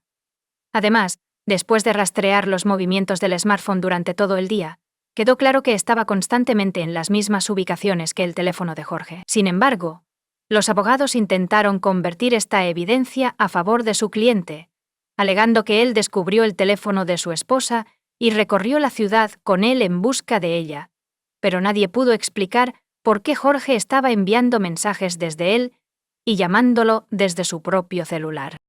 Las contusiones y rasguños en el cuerpo del acusado descubiertos el día de su arresto sirvieron como prueba adicional de su culpabilidad. Los expertos registraron estas marcas en fotografías, indicando que la víctima claramente se resistió. La más visible fue una rasguña en el cuello, pero solo se encontraron fragmentos del epitelio de Jorge bajo las uñas de la asesinada porque habían sido destruidas por el fuego. A pesar de la gran cantidad de cuestiones controvertidas, el fiscal pidió la pena máxima para el autor. Las audiencias y los procedimientos judiciales se pospusieron repetidamente debido a la pandemia del virus corona.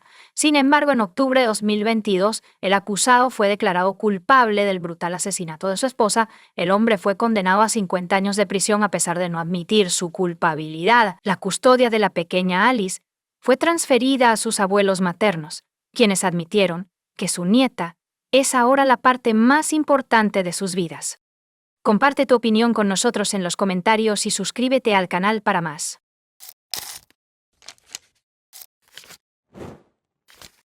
Hola chicos, bienvenidos a mi canal y hoy vamos a echar un vistazo a otro caso horrible con ustedes. En este episodio discutiremos los eventos de 2014. Carly McBride, de 31 años, desapareció en circunstancias misteriosas después de visitar la casa de su exnovio. Después de recibir un informe de persona desaparecida, la policía inició una investigación. Sin embargo, las autoridades tardaron casi 2 años en responder a la pregunta: ¿dónde se ha ido Carly? Carly nació el 14 de abril de 1983, en la familia de Steve McBride y Lorraine Williams. Era una niña alegre y extrovertida que tenía un fuerte vínculo con sus padres. Carly se volvió cada vez más problemática a medida que crecía, y comenzó a abusar del alcohol y las sustancias ilegales. No obstante, hizo un esfuerzo por superar sus adicciones perjudiciales. Carly tenía 31 años y vivía en Belmont, Nueva Gales del Sur, Australia. En 2014, era madre de 2 hijos. William tiene 7 años y Cadence tiene 3 años. Carly tuvo hijos con varios hombres, pero no pude encontrar ninguna información sobre su relación con sus exparejas. Sin embargo, sabemos que el padre de Andrew Easton Cadence fue una de las últimas personas en ver a Carly. Carly buscó tratamiento en 2013 para superar su adicción a las drogas. Mientras estaba allí, conoció a Sally Kenneth Newson y su amistad se desarrolló en algo más. En agosto de 2014, Carly y Sally comenzaron a pasar casi todo su tiempo juntos. La pareja discutía ocasionalmente, pero parecían ser felices en la superficie. El 30 de septiembre de 2014, Sally llevó a Carly a Muswell Brook, donde su hija de 3 años, Cadence, vivía con su padre, Andrew Easton. Carly vino a quedarse con ella por unas horas. Entró en la casa de su expareja alrededor de las 12:30 p.m. Sally no se quedó con ella, pero acordaron que él regresaría en unas horas. Sin embargo, cuando Sally llegó para recoger a Carly, ella ya no estaba presente. El expareja de Carly, Andrew Easton, afirmó que pelearon. Así que Carly se fue. Planeaba visitar el McDonald's más cercano, que estaba a unos 20 minutos a pie de la casa de Andrew Easton. Estaba perpleja de que Carly no hubiera llamado para decirle dónde la esperaría. Sally comenzó a dirigirse a ella como él mismo. Dado que todos los intentos habían fallado, Sally condujo hacia McDonald's, donde supuestamente planeaba detenerse en el camino. Miró a su alrededor, con la esperanza de ver a Carly sentada en algún lugar esperándolo. Sugirió que su teléfono se había quedado sin batería. Pero Carly no estaba por ninguna parte. No estaba en McDonald's ni cerca, donde se suponía que debía haber ido. Sally condujo por las calles de Muswell Brook durante un rato. Pero fue en vano. Carly parecía desvanecerse en el aire. Cuando no regresó a casa en Belmont esa noche, Sally llamó a la policía. Los detectives le preguntaron sobre lo que había sucedido. Sería exactamente lo mismo, cada vez. La dejaba y ella salía y se dirigía a la puerta principal. Ella sostenía a su hija en sus brazos, se daba la vuelta y me despedía con la mano. Newson dijo que me llamaría y me enviaría mensajes de texto 2 veces durante cada visita para informarme que estaba bien. Pero ese día en particular, la dejé alrededor de las 12:30 p.m. y todo cambió. Y no volví a saber de ella. Nada. Le envié un mensaje. La llamé, pero el teléfono simplemente sonó. Newson dijo que llegó a la casa alrededor de las 4:30 p.m. Como de costumbre fui a recoger a Carly, solo para que su ex me dijera que ella se había ido después de una discusión esa misma tarde y que estaba caminando a unos 2 kilómetros hacia un McDonald's. Sin duda, surgió la siguiente pregunta: ¿se fue Carly de la casa de su expareja? ¿O Andrew Easton estaba ocultando algo? Su historia sugería que él fue la última persona en verla. Sin embargo, ningún otro testigo pudo confirmar que Carly realmente había salido de su casa. La policía entrevistó a los vecinos y a las personas que vivían a lo largo de la ruta de Carly hacia McDonald's. El hecho de que nadie la haya visto ha alimentado las sospechas sobre su expareja. Desafortunadamente, ninguna cámara de vigilancia cerca de la casa de Andrew Easton pudo confirmar o negar su afirmación de que Carly salió alrededor de las 2 p.m. Después de revisar las grabaciones de las cámaras de vigilancia de McDonald's, los investigadores no encontraron ninguna evidencia de que ella hubiera estado presente. La policía investigó los campos detrás de una zona residencial cercana en busca de pistas. Sin embargo, el investigador principal en este caso declaró que no se había descubierto nada particularmente notable y que la investigación continuaría. Instaron a cualquier persona con información sobre la desaparición de Carly McBride a ponerse en contacto con el departamento de policía. La última vez que fue vista llevaba jeans azules, sandalias y una camiseta amarilla, y llevaba un bolso color beige. Después de obtener una orden de registro, la policía investigó la casa donde Carly fue vista por última vez. Un grupo de policías fue allí, con la esperanza de encontrar pruebas que arrojaran luz sobre lo que había sucedido con la madre de 2 niños. Sin embargo, después de registrar la casa de Andrew Eastern, la policía no descubrió nuevas pistas. Nada indicaba que se hubiera cometido un crimen en esa casa. Sin embargo, los investigadores descubrieron algo sospechoso. Descubrieron que la cuenta de Facebook de Carly fue eliminada unas horas después de que desapareció, antes del informe oficial de su desaparición. La misteriosa eliminación de su cuenta de redes sociales suscitó muchas preguntas, incluyendo si la eliminación de la cuenta y la desaparición de Carly estaban relacionadas. ¿Fue ella quien eliminó su cuenta o fue alguien más quien lo hizo? ¿Por qué se eliminó la cuenta? Quizás los mensajes de Facebook contienen información sobre lo que ocurrió, por eso se eliminó la cuenta. Para conocer las respuestas a estas preguntas, los detectives se dirigieron al Departamento de Justicia de los Estados Unidos con la esperanza de que pudieran ayudar a restaurar la cuenta de Carly y determinar quién la había eliminado. El análisis de datos de Facebook se lleva a cabo en su sede en Menlo Park, California. Sin embargo, el sargento Wright declaró que los amigos de Facebook de la Sarah McBride podrían ayudar a la policía de Nueva Gales del Sur. Nos preguntamos si alguien tuvo contacto con Carly a través de Facebook u otras redes sociales en los días previos a su desaparición. Si alguien nota algo inusual, por favor comuníquese con nosotros y háganoslo saber. Hizo esta declaración a la luz del momento en que se cerró la página de Facebook, y en el contexto de la desaparición creemos que es muy sospechoso. Sin embargo, puede contener información importante sobre lo que le sucedió a Carly. Los padres de Carly no podían creer que su hija simplemente hubiera huido para comenzar una nueva vida. Kylie Smith, una amiga cercana y compañera de piso, dijo que no ocurrió nada inusual mientras hablaba con Carly por teléfono y viajaba a Muswell Brook. Era muy sencilla. La describiría como un espíritu libre. Era relajada y simplemente disfrutaba de la vida. La señorita Smith afirmaba que siempre estaba ahí para sus amigos. Si tenías un mal día, ella lo sabía y te contactaba. También hizo una súplica. Cada día nos despertamos sin idea de lo que ha pasado. No sé dónde está. Ella afirmó que debes tener conciencia para presentarte con alguna noticia. Por favor, danos algo. La policía registró minuciosamente el área donde Carly estuvo antes de su desaparición. La búsqueda involucró perros, buzos de la policía que registraron el río Hunter y sus alrededores, y patrullas aéreas y en motocicleta. Y sin embargo, nada de esto ayudó a encontrar rastros de Carly McBride hace meses, y la investigación no arrojó resultados. Carly no dejó ninguna huella digital. Nunca encendió su teléfono después de su desaparición. Sus cuentas de redes sociales estaban inactivas y no usó ninguna tarjeta bancaria. Los investigadores comenzaron a creer que Carly ya no estaba viva. Los padres de Carly pidieron ayuda para encontrar a su hija 9 meses después de que desapareciera. Se unió a ellos el detective Timothy Seymour, quien podría ayudar solicitando cualquier información relevante para la investigación. Lorraine Williams, la madre de la señora McBride, lloró durante el llamamiento público y suplicó ayuda para encontrar a su querida hija. Cualquier cosa, por pequeña que sea, por favor, acérquense y ayúdennos, aconsejó. Steve y Lorraine afirmaron que su familia enfrentó dificultades tras la desaparición de Carly. Estamos haciendo nuestro mejor esfuerzo. Según el señor McBride, la situación con los hijos de Carly es bastante complicada. Ambos niños tienen 2 padres diferentes. Y para ser honesto, no hemos tenido mucho contacto cercano con esos niños, así que solo esperamos que eso cambie para que podamos seguir comunicándonos con ellos.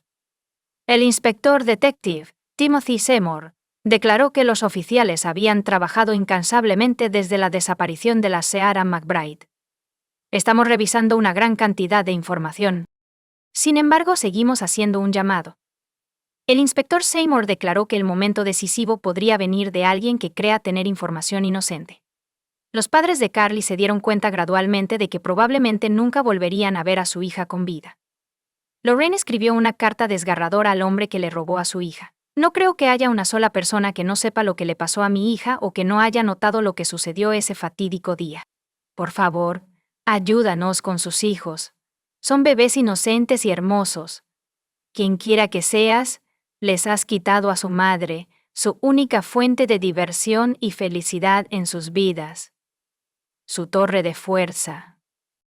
Nunca sentirán sus suaves, cálidos y reconfortantes besos y grandes abrazos cálidos, junto con su contagiosa risa de barriga y su radiante sonrisa. Sus recuerdos están perdidos, no pueden despedirse de ella. Nuestro dolor, angustia, ansiedad y frustración nos están arrastrando a todos, haciéndonos despertar aterrorizados de que recibiremos una llamada diciendo que han encontrado a mi bebé. Quienquiera que seas, elegiste ese día para llevarte a mi hija. Tú, el parásito de baja estofa, nos has dejado con pregunta tras pregunta. No sabemos cómo ni por qué estamos de duelo. Estamos en una especie de limbo de duelo. Nuestros pequeños, hermosos y pobres bebés necesitan saber dónde está su madre. Son las víctimas inocentes de la terrible pesadilla que estamos viviendo.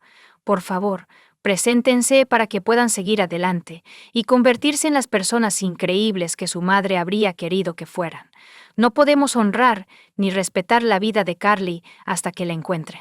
Mi hija te está trayendo, y serás una buena presa cuando menos lo esperes.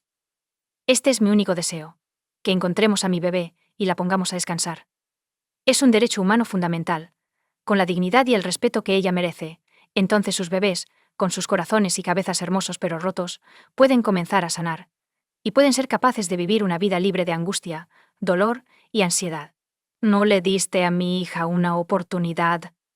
Por favor, hazle saber a sus hijos que anhelan a William, y Cadence no debería cargar con este dolor. Por favor, ayúdenos a proporcionarles un sentido de duelo y pérdida a lo largo de su viaje. Carly es una orgullosa mujer aborigen, al igual que su encantadora hermana, y me siento honrada de ser su madre. Nadie merece esto en la vida, pero mi bebé te está atrayendo. Te estás rompiendo mientras nosotros estamos sufriendo. Tu verdad es la verdad de Carly, y por lo tanto, nuestra verdad. Por favor, habla. Debido a que la policía no pudo vincular la desaparición de Carly con su expareja, Andrew Easton, dirigieron su atención a otro posible sospechoso, Syle Newson. Durante la investigación, descubrieron que la relación entre Carly y Syle estaba lejos de ser perfecta. El hombre era extremadamente celoso, lo que era una fuente frecuente de sus desacuerdos. A pesar de su breve relación, Newson le decía a todos que estaba profundamente enamorado de Carly, afirmando que ella era la primera mujer de la que se había enamorado en los últimos 14 años. Buscó desesperadamente cualquier información, ayudó a lanzar una página de Facebook ofreciendo incentivos financieros, y llamó a todas las puertas en el área donde la vieron por última vez. A pesar de estas declaraciones públicas de amor y devoción, Newson casi inmediatamente comenzó relaciones íntimas con otras mujeres. Además, solo unas horas después de reportar la desaparición de Carly, ofreció relaciones sexuales a varias mujeres. Carly desapareció el 30 de septiembre, y el 2 de octubre Sale pasó la noche con otra mujer, pero en público, actuó como un hombre desconsolado que había perdido el amor de su vida. Los detectives también descubrieron una discusión entre Sale y Carly 2 días antes de su desaparición. Se alega que Carly recibió mensajes de Facebook de otros hombres, lo que provocó la pelea. Sin embargo, todo esto era solo evidencia circunstancial. Necesitaban pruebas directas para acusar a Sale Newson en abril de 2015. Las autoridades registraron 3 direcciones, una en Muswell Brook y 2 en Scone. Scone es una ciudad en el Upper Huntershire, región de Hunter, Nueva Gales del Sur, Australia. La distancia entre Scone y Muswell Brook es de aproximadamente 15 millas. Durante las búsquedas incautaron de 3 armas de fuego y una cantidad no especificada de sustancias ilegales, así como arrestaron a James Cunning, un hombre de 24 años. Sin embargo, la policía enfatizó que los cargos no estaban relacionados con la investigación en curso sobre la desaparición de Carly, a pesar de que surgieron durante la investigación. Debemos tener en cuenta este nombre. Carly ha estado desaparecida durante casi 2 años. La policía continuó su investigación, pero no había nuevas pistas que ayudaran a resolver el caso. Pero luego hubo un avance. El 7 de agosto de 2016, transeúntes locales descubrieron los restos en una tumba poco profunda, en un arbusto a solo unos metros de la carretera. Un examen forense confirmó que estos eran los restos de Carly McBride, una madre de 2 hijos de Belmont que desapareció el 30 de septiembre de 2014. En Muswell Brook, la policía retrasó el anuncio del descubrimiento de su cuerpo durante 4 días para reunir más pruebas. El superintendente Guiana reiteró las sospechas de la policía de que Carly, de 31 años, había sido secuestrada de la calle por una persona desconocida. No creemos que esto haya sido un acto al azar. Así que estamos investigando su pasado y a tantas personas como podamos encontrar, dijo fuera de la escuela y la comisaría, pero no nombró a ningún sospechoso en el caso porque todavía es muy reciente. Nos tomó 2 años lograr este avance. Y tenemos un gran volumen de nuevas pruebas que necesitan ser evaluadas minuciosamente. Él declaró que hemos trabajado muy duro en esto durante los últimos 2 años. El equipo aquí está ansioso por resolver esto para la familia de Carly. Y ahora tenemos tanta nueva evidencia que requerirá una cantidad significativa de trabajo, pero estamos bien encaminados. Él declaró que los padres desconsolados habían expresado su desesperada necesidad de respuestas entre lágrimas. Por favor, presenten cualquier información, sollozó Lorraine. Todavía queremos saber quién le hizo esto a mi bebé. La pareja declaró que ahora tienen algo de cierre después de que se descubriera el cuerpo de su hija, y están extremadamente agradecidos a la policía y a la salud pública por encontrar a su última hija. Los investigadores trabajaron durante 10 meses antes de emitir una orden de arresto para Newsom el 19 de junio de 2017. Fue arrestado y llevado a la comisaría. Newsom negó tener cualquier implicación en la muerte de Carly McBride. Sin embargo, Sale Newsom no fue el único que enfrentó cargos. La policía sospechaba que James Cunningham, de 26 años, ayudó a ahorcar y deshacerse del cuerpo. Carly McBride, Sale Newsom y James Cunningham se conocieron en un centro de rehabilitación de alcohol y drogas. Cada uno dejó el centro en momentos diferentes y por distintas razones, pero se mantuvieron en contacto. El juicio de Sal Newsom comenzó en agosto de 2018 y duró varios años porque la policía solo tenía pruebas circunstanciales. Los fiscales dicen que Newsom se encontró con Carly después de que ella salió de la casa de su expareja, la golpeó varias veces en la cabeza y la espalda en un ataque de celos, y arrojó su cuerpo. Los expertos forenses determinaron que Carly McBride murió como resultado de múltiples traumas contundentes. Sufrió 23 fracturas en el cráneo, 13 fracturas en el torso, incluyendo fracturas en la columna vertebral y las costillas. Según el juez, Carly McBride murió como resultado de lesiones por fuerza contundente causadas por Newsom. El juez Erace también mencionó que Newsom le dijo a la policía durante una entrevista que era un hábil luchador de artes marciales mixtas. Su deporte principal era el boxeo tailandés. Tuve 20 peleas y 20 victorias. Entrené junto a campeones mundiales, pero a medida que mejoraba, me volví demasiado viejo. Informó a la policía que el fallecido murió como resultado de un trauma cerebral severo causado por un alto nivel de fuerza aplicada a su cabeza. El juez declaró: «Estoy satisfecho de que el delincuente causó la muerte mediante el uso de puños, pies o ambos, o el uso de objetos, mientras buscaban una casa problemática». La policía descubrió el mapa y una caja de zapatos debajo de la cama. Este mapa mostraba un círculo dibujado alrededor de las localidades de Muswell Brook y Scone. Los restos de Carly fueron descubiertos exactamente dentro de este radio. Ese mapa también tenía los números 1, 2 y 3 escritos en él, en ubicaciones fuera de Muswell Brook, con el agente principal Mohini, indicando que los primeros 2 números representaban la ubicación de las cámaras punto a punto. Después de que la policía descubriera los restos de Carly en 2016, Newsom contactó a su padre, Steve. Durante la conversación, Newsom mencionó que el esqueleto encontrado carecía de huesos de las manos. Sin embargo, la policía nunca divulgó esta información. Las únicas personas que sabían sobre esto eran la policía, los padres de Carly y el Departamento de Medicina Forense del Hospital John Hunter, ya que las autoridades asumieron que Newsom sabía porque estaba familiarizado con la escena del crimen. Y él fue quien dejó el cuerpo de Carly donde lo descubrieron 2 años después. Además, la ropa en los restos de Carly coincidía con la que llevaba el día en que desapareció. Parecía que había muerto poco después de salir de la casa de su expareja. La policía no pudo encontrar su teléfono. Cuando la policía investigó un teléfono móvil sospechoso, descubrieron que había borrado los servicios de ubicación de Google entre el 18 de septiembre y el 2 de octubre de 2014. Durante el juicio, los investigadores descubrieron que la foto de Carly que Newsom tomó en el camino a Muswell Brook y que luego usó en los volantes de personas desaparecidas fue editada y recortada antes de que la policía recibiera el informe de la desaparición de Carly.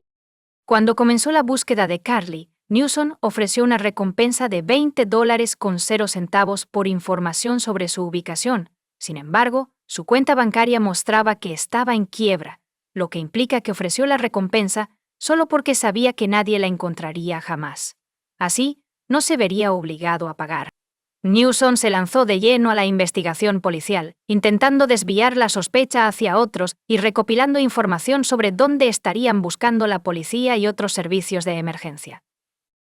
También buscó en las calles circundantes cámaras de CCTV o testigos, lo cual la policía afirmó que no se hizo para encontrar información, sino para suprimirla y determinar si alguien lo había visto interceptar a la Sierra McBride. Y mientras los voluntarios y la policía la buscaban en Muswell Brook y distribuían volantes de personas desaparecidas, Newsom estaba en Sydney enviando mensajes a amigos sobre cómo estaba conduciendo un Audi a arrecho, así como que él afirmaba conocer el área donde se encontró a la Sierra McBride como la palma de su mano, y se la describió al padre de Carly McBride, Steve McBride, a pesar de solo haber visto imágenes de un crimen montado por la policía. Las imágenes que estás viendo ahora no son de una escena del crimen real, sino de una escena simulada que la policía utilizó para obtener una reacción de molestia. Cuanto más profundizaban los investigadores en Newsom y lo entrevistaban, más revisaban sus mensajes de Facebook. Cuanto más escucha sus llamadas telefónicas, más reflexiona sobre sí mismo. Después de revisar su historial de búsquedas en Internet, los investigadores descubrieron que estaba buscando instrucciones sobre cómo eliminar una cuenta de Facebook. Su cuenta permaneció activa, pero la cuenta de Carly fue eliminada poco después. Aunque todas las pruebas eran circunstanciales, el fiscal afirmó que había piezas de rompecabezas que al ensamblarse revelaban una imagen. Estas piezas eventualmente se unieron para formar un caso irrefutable, descartando cualquier otra posible explicación para la desaparición de Carly McBride y el descubrimiento de su cuerpo aproximadamente 82 pies del borde de la carretera. El juez concluyó que el brutal y no planeado ataque a Carly fue motivado por celos de molestia. Cuando recogió a Carly en Muswell Brook, descubrió que había pasado aproximadamente 90 minutos con su expareja en lugar de pasar tiempo con su hija como estaba planeado. La hija de Carly no estaba en casa en ese momento, y estar sola con su expareja durante 1 hora y media supuestamente resultó en que Newsom atacara a Carly en un ataque de celos. Lorraine Williams, la madre de la Sierra McBride, dijo en una audiencia de sentencia que había vivido en un estado de duelo y ansiedad durante 2 años, mientras esperaba que su hija feliz, hermosa y extrovertida regresara a casa con sus 2 hijos pequeños. La próxima vez que vio a Carly estaba en la morgue.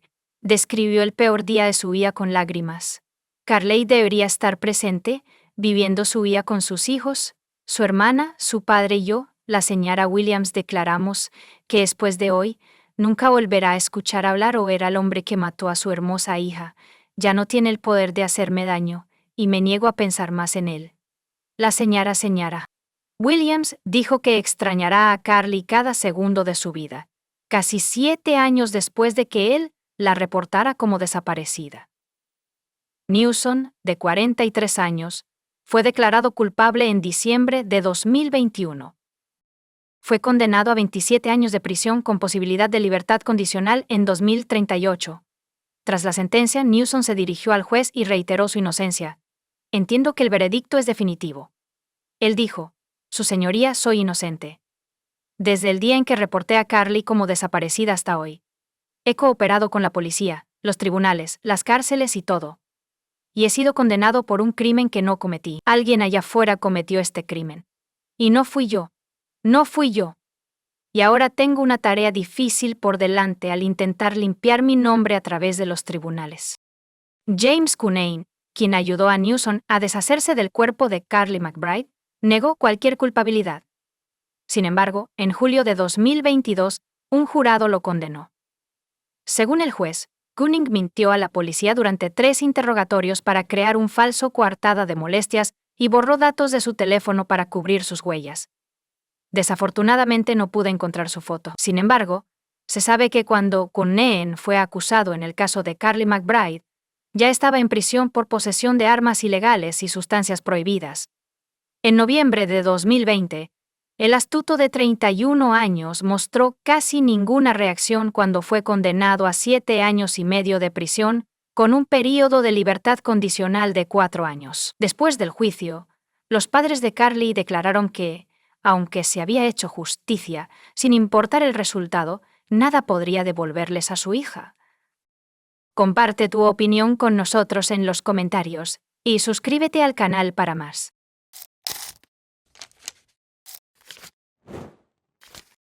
El 2 de agosto de 2015, Jason Corbett, de 39 años, dormía pacíficamente en su casa en Wahlberg, en el condado de Davidson, Carolina del Norte, Su familia incluía a su esposa, Molly Martens, sus 2 hijos, Jack, de 10 años, y Sarah, de 8, y los padres de Molly, Tom y Sharon Martens. Jason, originario de Limerick, Irlanda, contrató a Molly Martens como au pair después de la trágica muerte de su primera esposa, Margaret, debido a un ataque de asma. Molly tenía 24 años. Jason necesitaba ayuda para cuidar a sus 2 hijos pequeños, uno de 3 años y medio y otro de 1 año y medio, así que trajo a Molly desde Knoxville, Tennessee, Estados Unidos, a Irlanda. Jason y Molly gradualmente desarrollaron una relación romántica. El trabajo de Jason como gerente de planta para una empresa internacional de empaques requirió que la familia, incluyendo a Jack y Sarah, se mudara al condado de Davidson, Carolina del Norte, en 2011. Ese mismo año, Jason y Molly se casaron. Las camas de la corte parecían tener una vida plena en Carolina del Norte. Jason se centró en su trabajo en la planta de empaquetado, mientras que Molly asumió la responsabilidad de cuidar a los niños y disfrutaba entrenando un equipo de natación infantil. A las 3 a.m. del 2 de agosto, Tom, el padre de Molly, llamó al 911, informó al operador que el esposo de mi hija, mi yerno, había tenido una discusión con mi hija, intervine, y creo que está en mal estado. Necesitamos ayuda, está sangrando profusamente, y puede que lo haya matado. Se envió un equipo de paramédicos a la escena, y el despachador de emergencias instruyó a Tom y Molly para que realizaran RCP hasta que llegaran. Desafortunadamente no había nada que pudiera ayudar a Jason. Murió por múltiples golpes en la cabeza. Tom y Molly fueron trasladados a la comisaría en patrullas separadas. Molly describió lo que sucedió esa noche en su casa. Sarah, de 8 años, se acercó a la puerta del dormitorio de ella y su esposo alrededor de las 3 a.m. Estaba teniendo pesadillas otra vez. Molly subió a su habitación para consolarla. Cuando Molly regresó, Jason estaba furioso por haberlo despertado. Después de eso, la pareja tuvo una pelea, y Jason atacó a Molly y comenzó a estrangularla. Tom escuchó los gritos y ruidos. Entró en su dormitorio con un bate de béisbol en la mano. Tom, de 65 años, confirmó la declaración de su hija mientras estaba sentado en otra sala de interrogatorios. Cuando se despertó por los gritos en el piso de arriba, le dijo a su esposa que se quedara en la habitación y decidió investigar qué estaba pasando. Escuchó a Jason amenazar con matar a su hija, así que Tom trajo un bate de metal para protegerse. Tom entró en el dormitorio mientras Jason estaba estrangulando a Molly. Tom se volvió hacia Jason y le pidió que dejara ir a su hija y se relajara. Se negó a dejar ir a Molly y la amenazó con matarla.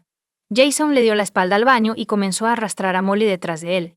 Ella se resistía, pero estaba debilitada. Tom se dio cuenta de que no podía dejar a su hija sola con el agresor, así que golpeó a Jason en la cabeza varias veces con el bate. Sin embargo, Jason pudo derribar a Tom al suelo y quitarle el bate. Molly, aterrorizada de que Jason matara a Tom, agarró un jarrón decorativo robado de la mesita de noche y lo usó para cubrir la cabeza de Jason. Debido a la pausa, Tom pudo ponerse de pie, agarrar el bate y seguir golpeando a Jason en la cabeza. Se detuvo cuando se dio cuenta de que ya estaba muerto. Tom admitió que no le gustaba su yerno ni su familia, y que anteriormente había aconsejado a Molly que contratara a un abogado y solicitara el divorcio. La policía fotografió a Molly y Tom para el informe. Sorprendentemente, no había signos de lucha, como abrasiones o moretones. Entonces, ¿qué ocurrió exactamente en la casa del núcleo? Pero primero, déjame explicarte todo con más detalle. Molly Martin pasó la mayor parte de su vida en Knoxville, Tennessee. Ella era la única hija en una familia de 4 hijos. Su padre, Tom, dedicó 30 años de su vida al FBI, y su madre era doctora en matemáticas. Tom entrenaba al equipo de fútbol infantil local en su tiempo libre, mientras que Molly practicaba canto y baile con sus amigos.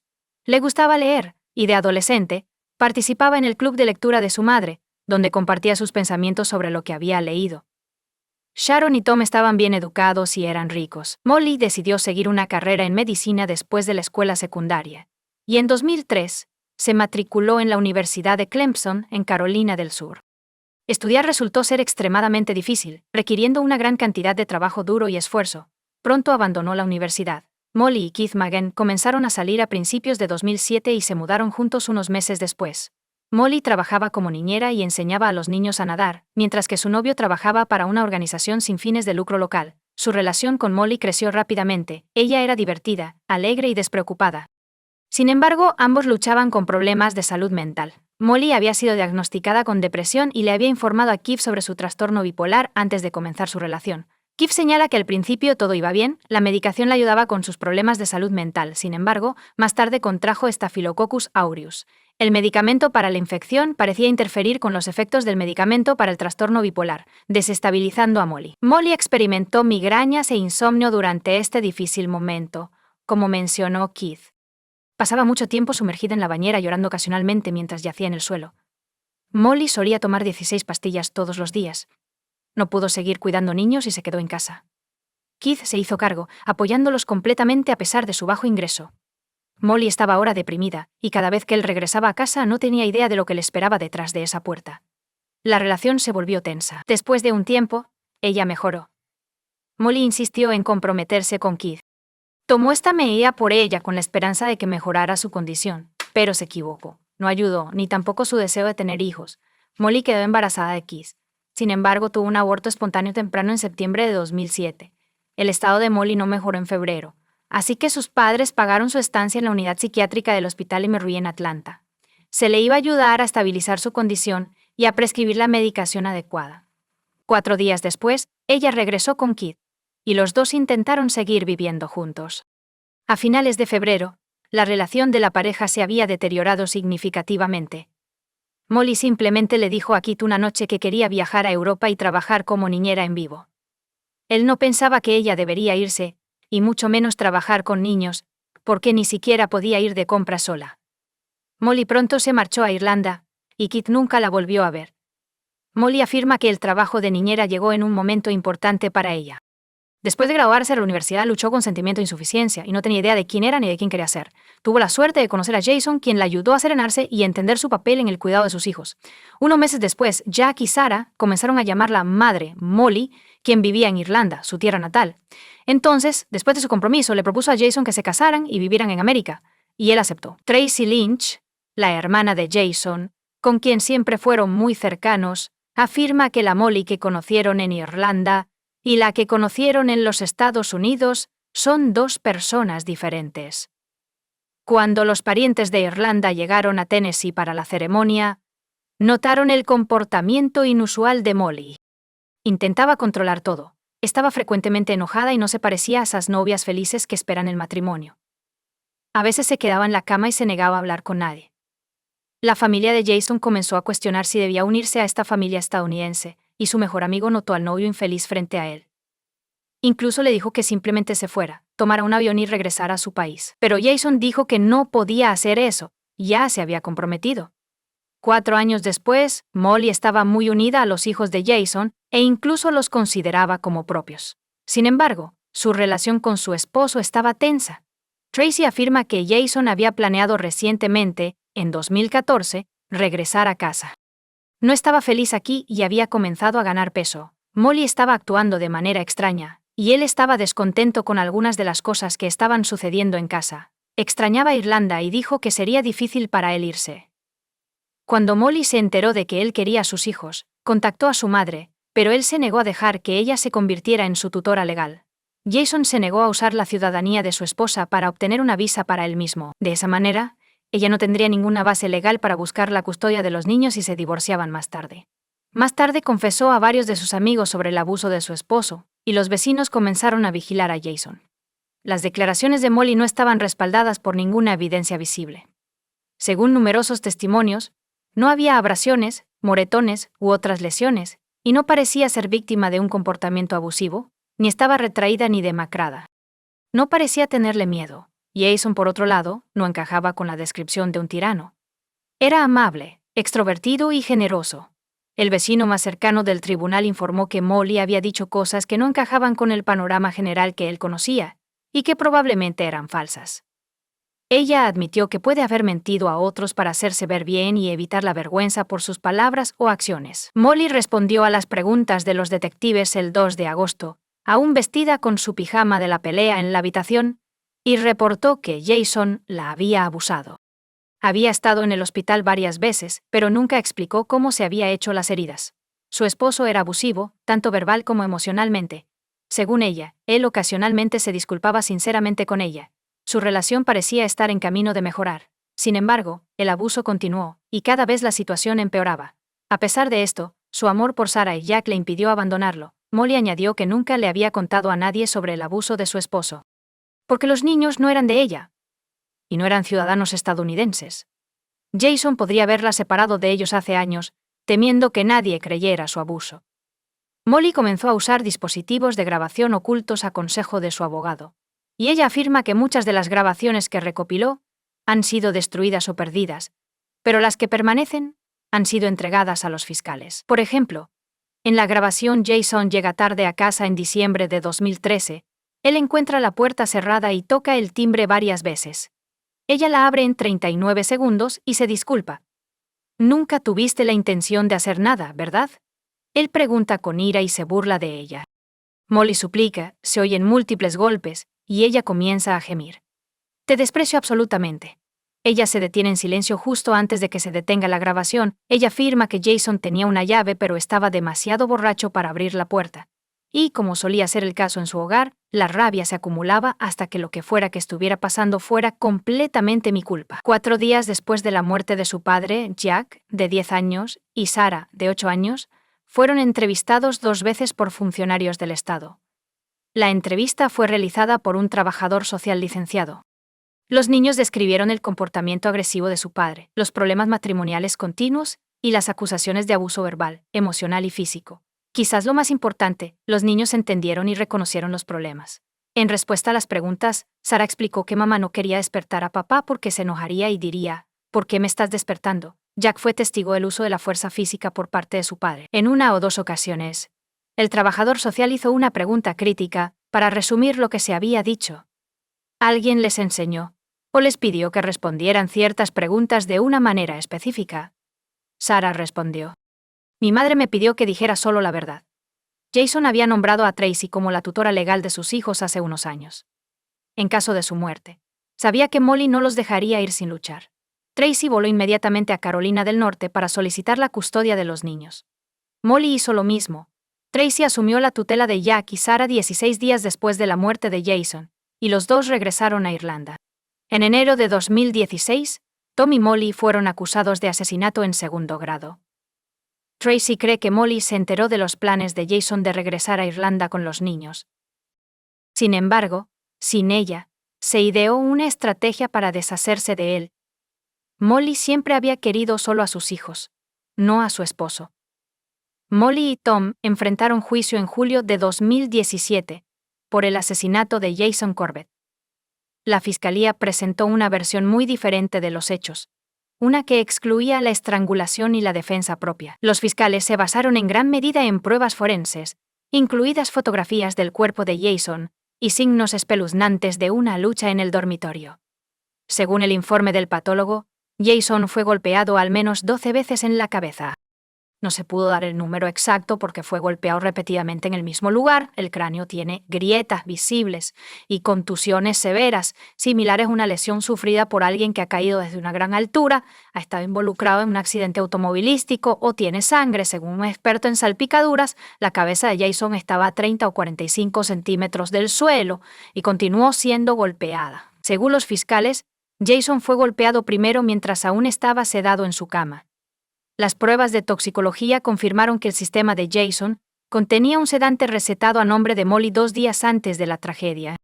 Además, la póliza de seguro de $600 con 0 centavos de Jason había sido cambiada hace aproximadamente 1 año, y Molly era ahora la única beneficiaria. El jurado también vio fotos de los acusados tomadas en la estación la noche del 2 de agosto. Tom y Molly no tenían rasguños. Era imposible participar en la pelea que Molly describió con un hombre que era más grande, más fuerte y más alto que tú, sin recibir un rasguño o un moretón. Tom y Molly probablemente estaban retrasando la llamada al 911, inventándose su historia para los policías, mientras el cuerpo de Jason se enfriaba en el suelo. Este pensamiento surgió después de que los paramédicos llegaran a la casa y notaran la baja temperatura de su cuerpo. Ya estaba frío. El comportamiento abusivo de Jason no fue revelado durante su juicio. La violencia doméstica rara vez se discutió durante el juicio. En su testimonio, Tom afirmó que Jason ejercía mucho control sobre Molly. Notó moretones en su cuerpo, pero no tenía idea de dónde venían, aunque admitió que nunca había presenciado la agresión física de Jason excepto en esa noche de agosto antes de la sentencia. Molly afirmó que incidentes como el del 2 de agosto ocurrían de manera regular. La única diferencia esta vez fue que mi padre estaba en la casa. En defensa de sus clientes.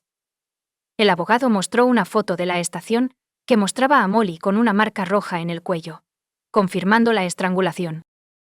Jason tuvo un examen físico de rutina 2 semanas antes del incidente, y el médico afirmó que había estado estresado recientemente. Se quejaba de ataques incontrolables de ira irracional. La autopsia reveló marcas en el brazo izquierdo de Jason, indicando que se estaba defendiendo, pero ninguna en su brazo derecho, que supuestamente usó para sujetar a Molly por el cuello. Después de 9 días de testimonios, argumentos y fotos de la escena de la tragedia, el jurado fue excusado para deliberar después de menos de 5 horas en la sala. Encontraron a Tom y Molly culpables. Ambos recibieron penas de entre 20 y 25 años de prisión. El tribunal dictó sentencia unos días después de que se anunciaran los veredictos. Los abogados se opusieron a la decisión del tribunal, citando errores judiciales, particularmente las acciones incorrectas del jurado, que violaron las instrucciones del juez. Incluso antes de que se anunciara el veredicto, uno de los jurados dio una entrevista a los periodistas, revelando que algunos de ellos habían discutido el caso en privado, lo cual está estrictamente prohibido. Sin embargo, el tribunal denegó la moción. En el caso de Tom, el Tribunal de Apelaciones permitió que solo la defensa y la fiscalía presentaran argumentos orales en Malí en enero de 2019, pero los acusados no estaban presentes. A cada parte se le dio solo media hora para presentar sus argumentos principales. El 4 de febrero de 2020, el Tribunal de Apelaciones de Carolina del Norte anuló las condenas de Tom y Molly y ordenó un nuevo juicio. Entre otros errores en el primer juicio, se excluyó la evidencia de que Jason fue violento con Molly. Un año después, la Corte Suprema de Carolina del Norte confirmó la decisión del Tribunal de Apelaciones, a pesar del desafío del Estado. Se determinó que la exclusión de ciertas pruebas en el juicio, así como la inclusión errónea de otras, pudo haber impedido que Tom y Molly presentaran una defensa convincente, y por lo tanto, sus afirmaciones de defensa propia tenían poco respaldo probatorio. Como resultado, el jurado no estaba completamente informado sobre las pruebas, y no pudieron cumplir con sus deberes constitucionales. Molly y Tom fueron liberados con una fianza de $200 con 0 centavos cada uno en abril de 2021, después de cumplir 44 meses en prisión. Las entrevistas realizadas por 2 niños pequeños, poco después de la muerte de su padre, son particularmente notables. Y, mientras estaban bajo la custodia de la familia de Molly, tanto Jack como Sarah han retractado sus declaraciones. Afirmaron que fueron entrenados para mentir sobre el abuso doméstico. Desde entonces han informado a la oficina del fiscal del distrito del condado de Davidson desde su residencia en Irlanda que Molly los coaccionó para hacer esas declaraciones falsas y que Molly fue quien fue abusiva. Un nuevo juicio se llevó a cabo en noviembre de 2023 y el juez condenó a Molly Martins y a su padre Thomas a prisión por al menos 7 meses tras un emotivo día final de audiencias de sentencia. El miércoles, el poder fue llevado fuera de un tribunal de Carolina del Norte esposado después de recibir sentencias que van de 7 a 30 meses por el homicidio involuntario de Jason Corbett. Esto es además de los 3 años y medio que Molly y Thomas ya han cumplido desde que fueron condenados por asesinato. Comparte tu opinión con nosotros en los comentarios y suscríbete al canal para más contenido.